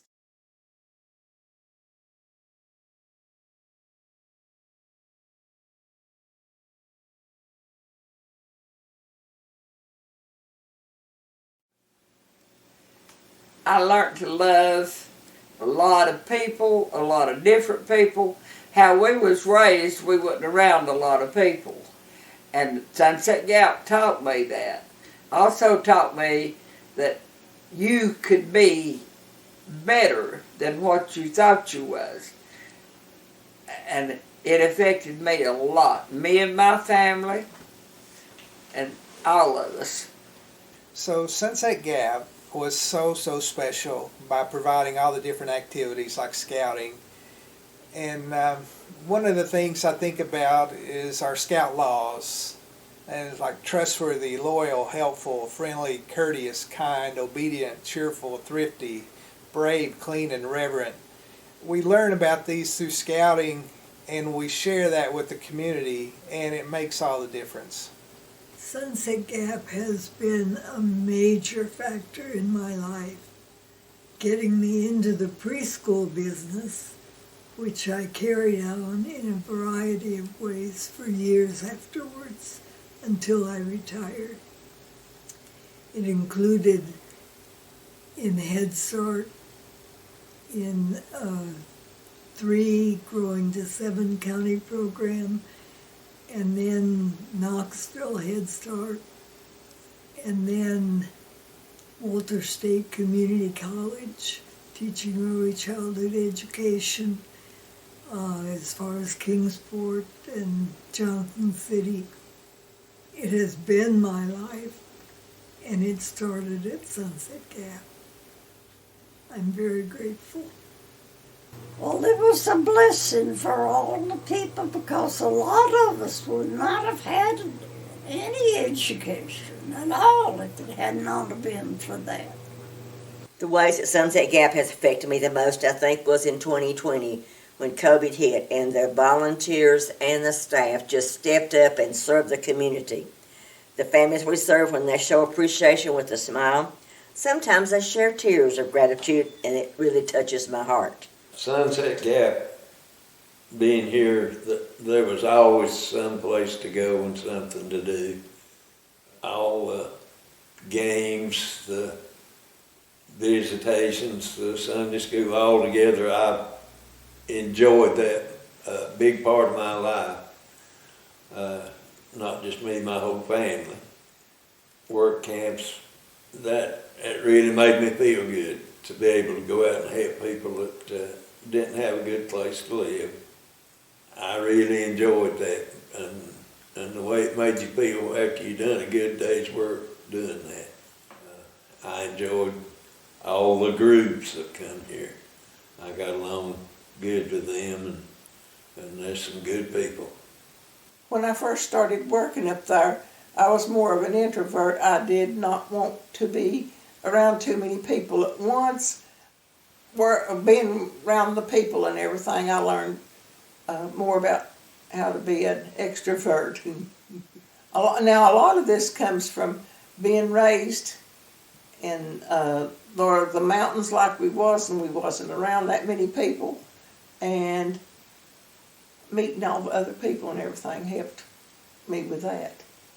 It was confidence and believing that you could do and be anything you wanted to be. That you could go out and you... I remember Miss Davis telling us she wanted us to keep the way we talk at home, but learn how to talk out away from home so it would help us in the future. But I just remember people coming in there from work camp groups and Bible study, and they'd have us say certain words over and over and over and over. They'd have us say tater and mater and tar and flyer and milk, and they laughed because we'd make a one-syllable word into a two-syllable word. And then my daddy, Daddy talked a lot faster than me, but he dropped the endings off his words, so you couldn't hardly understand him. But it taught me to be adventurous in a good way. It taught me that there was a big world out there that you could see and be a part of. It gave me, I know it's a tired old saying, roots and wings. We were firmly grounded in our roots, but it gave us enough wings to go out and try some other things. But mainly just the confidence to go out and try some other things that are good. And then it taught you to be good to your neighbor. A lot of people around didn't bother nobody at that time, and a lot still don't. But if a neighbor needed help, you helped them. And Sunset Gap instilled a confidence. Sunset Gap instilled in me from early on a love of learning, whether it was the kinesthetics of playing baseball there, or the Boy Scout things you did, or the learning about history and other lands. I was always fascinated by that. So I cannot say enough high praise for what it instilled in me to go be the best person you could be in a good way.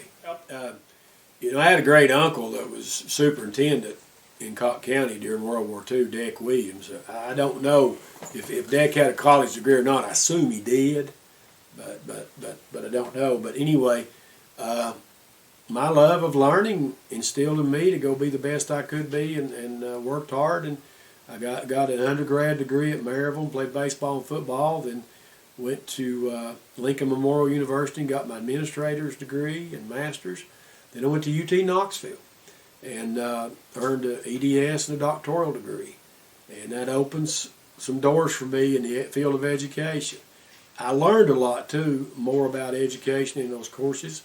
I got to travel. I got to go to Great Britain and Bulgaria and Mongolia and see other school systems and cultures. So that really, coming from a great-grandmother who couldn't read and write, but I remember what people told about her.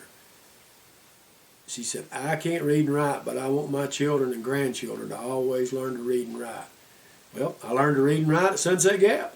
I could read and write before I ever went to Head Start. And then it really kindled a passion in me to be, another tired old phrase, a lifelong learner. I still love books. I collect them. My wife fusses. She said, you can't get any more books, but I do. I got one the other day. My sister Karen gave me a book on John Adams, and I've started reading it. So it helped me along the way for years and years and years, that love of learning. The ways that Sunset Gap has affected me the most was probably, as far as my career, I did something that I loved for so many years that made a difference in people's lives. I got to my biggest blessing in that is that all three of my children got to go to preschool with me, and I got to be a mom as well as have a career, and they all got to be very involved in what I was doing, and I got to be with them while I was doing it.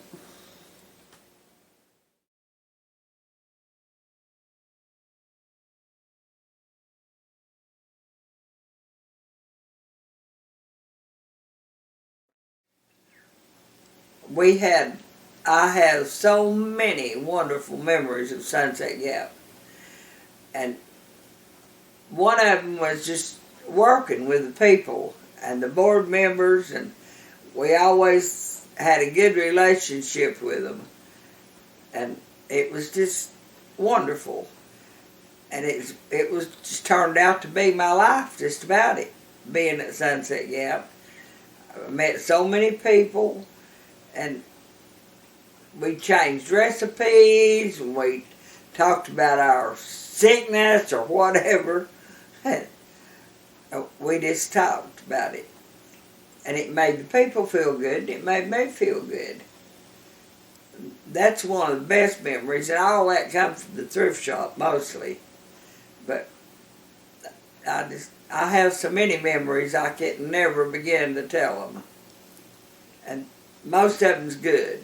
There's a few that wasn't so good, but most of them was good. A few of the things that I really remember is our creek that we had, where we could find spring lizards and crawdads and practice our dam making skills. Also, we had a baseball field where we got to play a lot of softball and baseball on occasion. And I remember my first climbing tree was a dogwood, and then we got older and heavier, so we went to a maple, and then we got older and heavier, so we went to an oak tree, and loved to climb trees back then. And then our animals, we had several dogs while I was at Sunset Gap, and they all got along pretty well, and it was enough room. They all had elbow room, so it was a pretty happy environment. Favorite memories? Well, I guess I would say The wedding of Chrissy and Patrick Camp was on the hillside up on the ridge. And that was just a beautiful ceremony. And the wedding of Becky Davis Sloan to Tom Sloan was on the hillside, sort of in front of the smokehouse.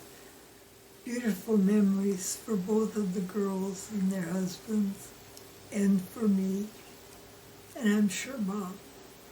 When I first came back, we lived my husband worked in Ohio, and I went there and stayed 23 years. And I came back, and I had 12 grandchildren then, and I made each one of them a quilt. My favorite Sunset Gap memories, those are hard to determine. There's so many of them. But meeting and serving with the mission teams as they complete home repairs for members in the community and on campus as well. Another favorite is serving in the food pantry with volunteers and the faces of people that visit our food pantry with such appreciation. They so appreciate what we do. The following events, I guess, that are my fondest memories are the 4th of July celebrations, because the community comes out and they really enjoy us doing that. The backpack giveaway, seeing the children with their eyes bright when they get a new outfit, items for school. The Easter egg hunting celebration is always a joy. Miss Doris does a wonderful job coordinating that and making it happen. Our Secret Santa program is amazing, and that's coordinated by Kathy Moscato. We serve over 200 children every year at Christmas, and that is a true blessing to me. My favorite memories of Sunset Gap is just all the activities we participated in, all the work that we did for people, all the people that we got to know over time. Some of my favorite memories was my daughter Joni getting married up there, and Duran getting his Eagle Award, and all the other memories that my children was involved in. Well, to narrow it down to a favorite memory would be impossible. Favorite memories is too many to tell in this short video. But just one thing that stood out was a community garden. In the 70s, that was at Sunset Gap, and it was off down in there behind where that pavilion is now and down from the food pantry. That somebody in the community, different people from time to time, plowed up a really big plot. And they planted tomatoes and beans and squash and zucchini, and just to see people, work camps would work in it and weed it, and Boy Scouts would work in it and weed a little bit, but people could come and take if they wanted to. That was a really, really favorite memory. This may be a little odd, but climbing up in the bell tower in the early spring or fall, when the wasp ain't up there, and peeping out through those slats of the bell tower and looking down the road into Sevier County or to your left into Cott County, and the solitude up there. Now, that's a scary place when I was little to go up there, but once you got up the steps and nothing grabbed you and you climbed up in that bell tower, it was well lit, and just sit up there in solitude and listen to birds, see the wind blow the leaves. It was just the most peaceful feeling that you could ever have. And that may be an odd one, but that's probably, out of all the things I got to do, that overcoming the fear of going up there to become to a peaceful place to look out. That's my favorite memory. I have many favorite memories of Sunset Gap, almost too many to mention, but my favorite memories involve my children growing up there, being involved, having fun, learning, getting their first educational experience at Sunset Gap.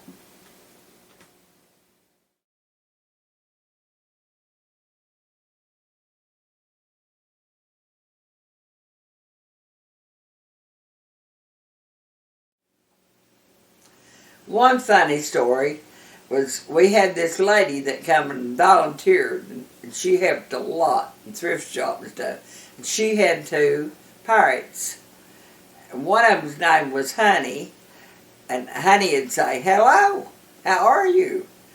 And but the one that I liked the best was Mr. Magoo, and he'd sit on my shoulder and pick my hair, and he got away from me one day. He flew out, and he got on the hood of the truck, or the top of the truck. So I was going to get him down. I got his feet to pull him back down to me, and he bit and chewed and went on. Then he squawked, and I got tickled. But it was really funny right then. But you just had to be there. But that was one funny story. I have a lot of funny stories. I just can't think of them right now. So we would have court of honors during our scout, maybe 3 times a year. Our scouts would have a court of honor where we might have a potluck dinner, and then scouts would get their awards and things. And I remember coming out of one room and going into another, and this one was our Halloween court of honor, and one of my buddies had a scary mask on, and he was coming through one door as I was going out, and he scared me, and I popped him right in the nose. It didn't hurt him, but it shocked us both. A couple of funny memories. When we were out on the ball field during the outdoor time of preschool one summer day, one of the kids caught a frog, and so we examined it thoroughly and put it in a big cardboard box, probably 2 feet high, and took it up to the classroom. And I was going over and I was looking at the frog from above, and the frog jumped way up into my face. So we laughed a lot about that. Another time on the ball field with the creek, the kids preschoolers were happy to play in the creek. One of them picked up I thought a fish, but they called it a spring lizard. And the little boy said, "My granny fishes with spring lizards." So that's how I learned about spring lizards. Another funny preschool event was a gathering of the community, the kids on stage, and we had made animal outfits, I guess you would say. 2 pieces of big paper stapled around the edges with a cow or a chicken or a duck or a dog or something as the animal they represent. And so they walked out on stage in front of their parents and everybody else, and one of us would lift off the cover, and it was Jamie or somebody, and everybody clapped real loud. That was a good activity that the kids enjoyed. Oh, and then we had Zippity-Doo-Dah, Zip and Dude, 2 little beagle puppies. And after a year or so, Zip, I think, was a female, and she got hit by a car, and so her hips were bothering her back legs, and so she walked on her front legs with her body sticking up in the air, and she got around that way. It was amazing to me. Oh, we were always had something funny. Because we had a lot of boys that would pull her hair and we'd chase them down and hit them. I guess the funniest story that I've got is when all the kids come in here from up north, like Illinois, Delaware, Michigan, My southern accent is really, I'm a true Appalachian southern lady. And I'll say things like wash, and I don't mean to, it's what we've always done. And the kids will say, when they leave, Miss Audrey, I'm going to be talking like a southern lady when I leave here. And I'm like, that may not be good, children. Oh, my mother will love it when I get there and say, your mom and me, wash. It's such a blessing to be able to share my Appalachian heritage with these young people, and they take it back to them. So that's my funniest story, I think. When we worked with the Boy Scouts, there was a lot of funny things happened. They'd build a bridge out of a rope and try to walk across it and fall off and have to go back and start over and do it over and over till they finally got over it. They'd tell stories at night, scary stories, and the boys would get scared. We just had a good time. When the work camp groups were coming in up there, we thought of some funny things to tell them. We told them about there were coffins. We kept the coffins in under the stage, and there were wooden boxes and under there that looked like a coffin, and they'd been there from the time when they built the building. So they would look in under there and see those. And another thing was we told them that it had been used for a sort of a hospital before up in the dorm. And we told them that Caleb, you could hear him walking with his walking stick up there in the dorm. Somebody even cut a walking stick and had it up in the dorm so that it would be more authentic that's what it was there for. 4th of July, they had different contests. They'd have the raw egg toss. Well, my mama got in there one time, and she did pretty good with, I think it was Aunt Mary Helen or Aunt Surrey or somebody. And they threw an egg real high. No, it was Aunt Vivian. And Mama, instead of catching it like she's supposed to, she hit it right here between her hands. And instead of squirting out or down, it squirted straight back. All on her face and down her shirt. And she's sitting there dripping, and everybody's laughing. That was a funny one. And at 4th of July, they'd have those different contests. They had a 2-man pie eating contest and a 6-man eating pie contest. They got these frozen pies, and they'd bring them down there from where they'd been freezing up in the kitchen. They'd slice them up real quick. And to see 2 men or 2 teenagers or 2 Boy Scouts, and you couldn't use utensils, it was with your hands. So here you see these grown men and these teenagers and Boy Scouts scooping out pieces of pie and eating it and getting all over them and getting the last piece, and then they about got sick if it was a 2. Of course, the 6-man was real quick. That was real fun. They had sack races. We had them old burlap sacks, and you had to run 3-legged race where they put belts and ropes and tied your legs together, and you'd see old men and little kids doing this, everybody falling down. And I remember the wheelbarrow race, me and Justin Keller was doing it. And I was heavy at the time. We was in the 5th grade, and Justin, when he was real skinny, started out with, he was going to wheelbarrow me. Well, we didn't go nowhere much. He couldn't hold me up. And then we switched midway, and he got down there going, and I started going faster than he could go, and he just suddenly plowed up into the ground and had grass all coming up out of his mouth. So 4th of July was really good. They did all those contests, and they'd throw a baseball, who could throw it the farthest, and they'd do races. Then, they'd have the big potluck dinner and then the fireworks. That was just a really, really neat time. There was many funny memories at Sunset Gap, especially involved children. Anytime you have children involved in learning in a classroom setting, there's always hilarious stories, probably too many to mention. But one of the funniest stories of preschool involved my own child.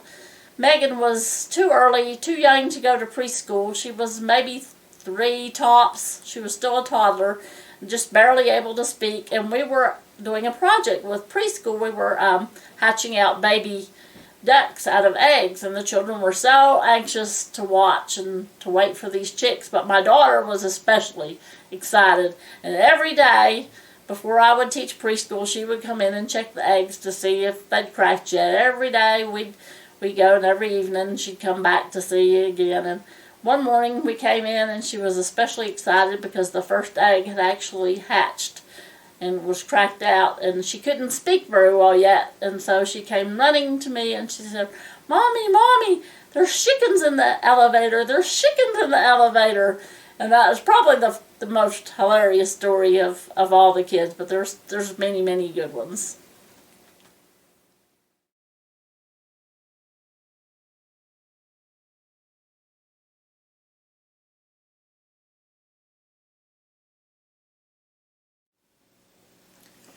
I think Sunset Gap should bring back more kids programs and do things with the children and the community.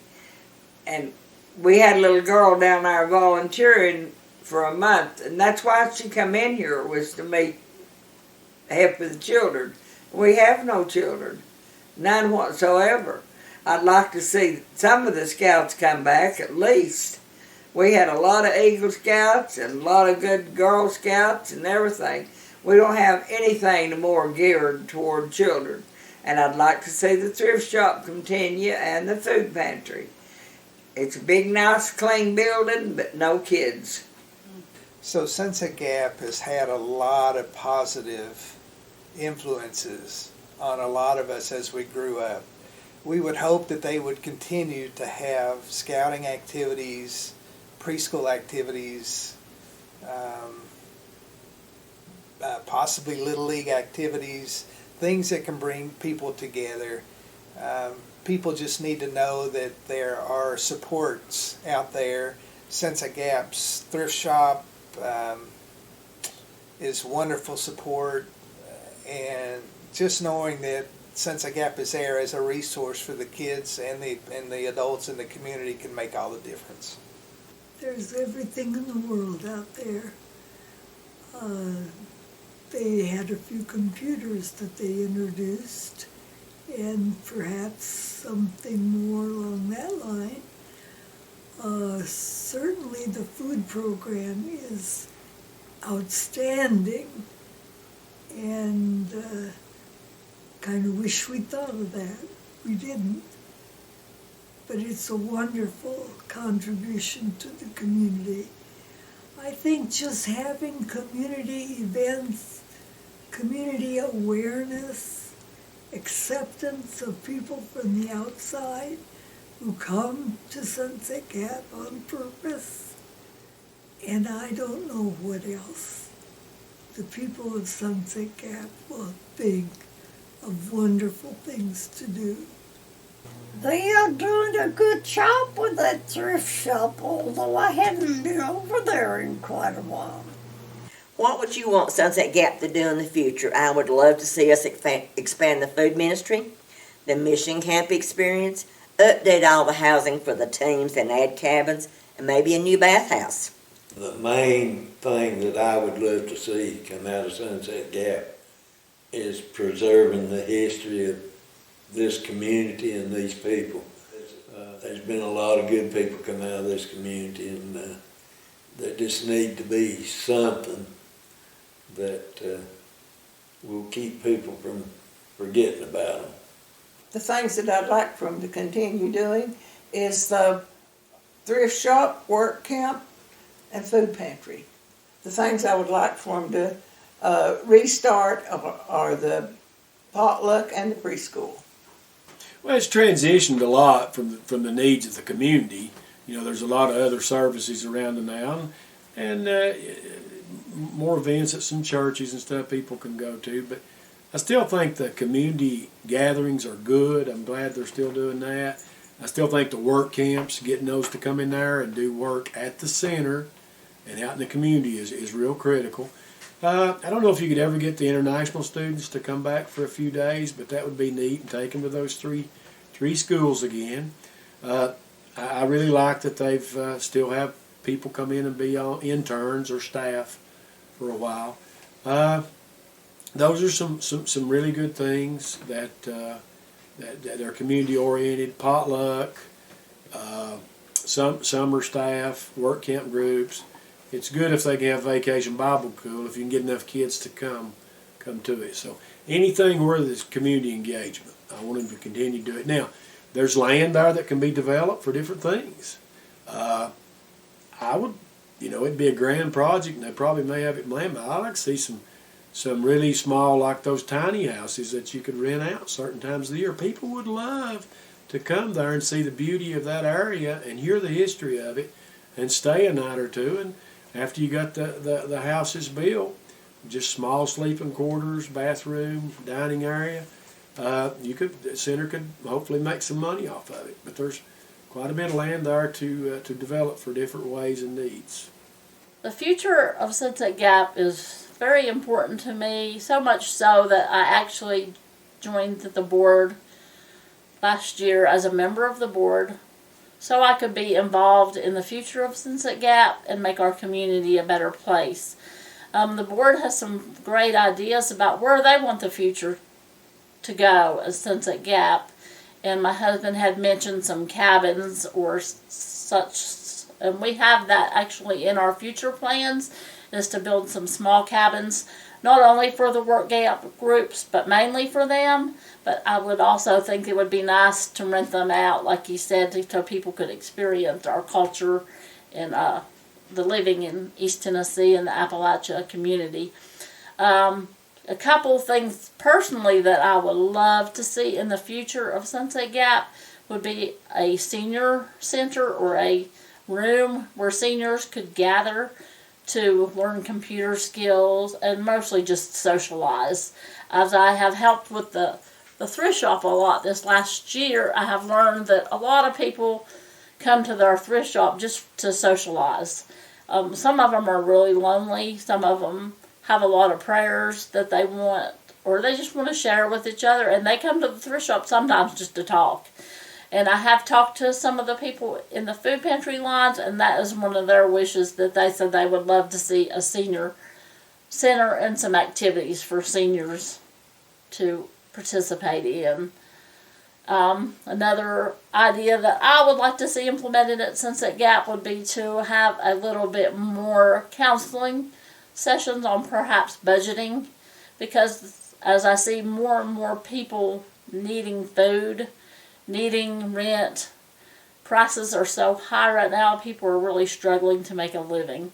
I would like to see us have maybe a little more involvement with the community on budgeting and learning how to manage what money they have and stretching it. So those are my main things that personally, but the board has some very, very excellent ideas on the way they would like to see the future of Sunset Gap go.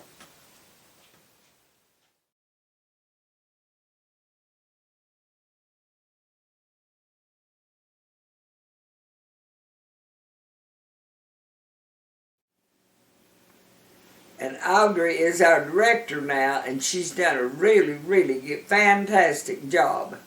But she needs to get more children involved down there. It's a big old beautiful building. It's nice and clean, but there's no children. And it was geared for children to start with. It's what it was for. But we just closed out all that. And I want to see some of it come back. A lot of it come back. My husband Warren graduated to 8th grade around there at Sunset Gap, and he was the great-grandson of Betty Jane Hicks that gave the first piece of property. She was Williams, and all my children, I had 4 children, and they was all great-great-grandchildren. So we really appreciate the opportunity to share a little bit with you guys about Sunset Gap. It's made a lot of difference in my life. I kind of felt like Obie Taylor growing up with Andy Taylor as my dad, but it was really Bob Davis was my dad. And he helped a lot of folks in the community, and the community helped us a lot. And we have some wonderful friends, and we will forever because of that. And we hope that other folks will have that same opportunity. In closing, I would like to thank the people of Sunset Gap for educating me in the ways of Tennessee where I've now lived more years than I've ever lived elsewhere. I just am so thankful that I've known Betty and Duran and Justin and Joni and Karen, the people who are dear to me still. I'm so grateful for my Sunset Gap years. Thank you. I'm very thankful that they had it because a lot of people would not have gotten even an 8th grade education because the school was too far to walk. The Lord has so blessed me to be able to serve and give back to Sunset Gap. My closing thoughts from this are a quote from Dr. Seuss and Mother Teresa. Dr. Seuss, quote, "Unless someone like you cares a whole awful lot, nothing is going to get better." Mother Teresa's quote says, "Not all of us can do great things, but we can do small things with great love." My scripture that I go to all the time is Ephesians 6, 7, and 8. Serve wholeheartedly as if you were serving the Lord, not people, because you know the Lord will reward each one for whatever good they do, whatever they are, slave or free. Thank you for listening to my ideas and my comments. I hope you have a wonderful time at July the 4th celebration. God bless you. Sunset Gap has always been a good something for this community. They have done a lot of stuff for a lot of people, made a lot of people's lives better, and I just am glad to have been associated with them, what I have been. When I first started working up there, we didn't have any indoor plumbing. I helped some with building the bathrooms. The connection for me and my final thoughts is the connection also to my family, the history of it, the beauty of talking about a lady who was well over 6 foot tall, who couldn't read and write, the leader she was in the community at the time, and then Miss Cochran coming in to tell them they're going to close the school, and actually then this young lady from the Presbyterian ministry come in and helping not close the school, but actually add a school and help continue to build a community. Those two ladies to do that. Now I know there's a lot of other people through the history of Glenwood and Sunset Gap and Sevier and Cott County and families and all that, but the drive, the wisdom, the initiative, the heartfelt giving that they gave to help make what it is 100 years later, to me, is just unfathomable. And I'm just so happy to be connected to it as a participant and as a family member. And I hope it's there for another 100 years, serves the community. Another program that I helped with while I taught preschool, I was very involved in, were community organizing events such as holiday events. As my husband talked about the Easter egg hunt. I was very much involved in supervising those activities, planning them. We had other holiday events such as 4th of July. We had a harvest festival in the fall, and those were some of my kids' favorite memories because they absolutely loved holidays. And when they talk about their memories at Sunset Gap, that always sticks out in their mind. That's probably one of their favorite, was the many holiday things we did. We still have several of those activities at Sunset Gap, and the community comes and enjoys and very much a part of. I think the most important thing that I've learned from being involved in Sunset Gap is that history is very important and that we need to preserve it so that we can learn from it and that we can enjoy the memories and enjoy our ancestors, what they have struggled to provide for us. And the future is also important, so I hope that we can have a future with Sunset Gap, that we can go on and keep on giving to the community and keep on giving helping hands to the community. Bye. Thank you for listening to me and listening to my thoughts. Enjoyed it. Bye. Thanks for coming and bye-bye.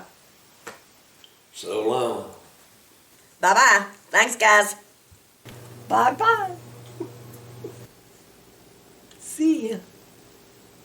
Guys, thanks so much for the opportunity. We wish you nothing but love. Y'all take good care. Bye-bye.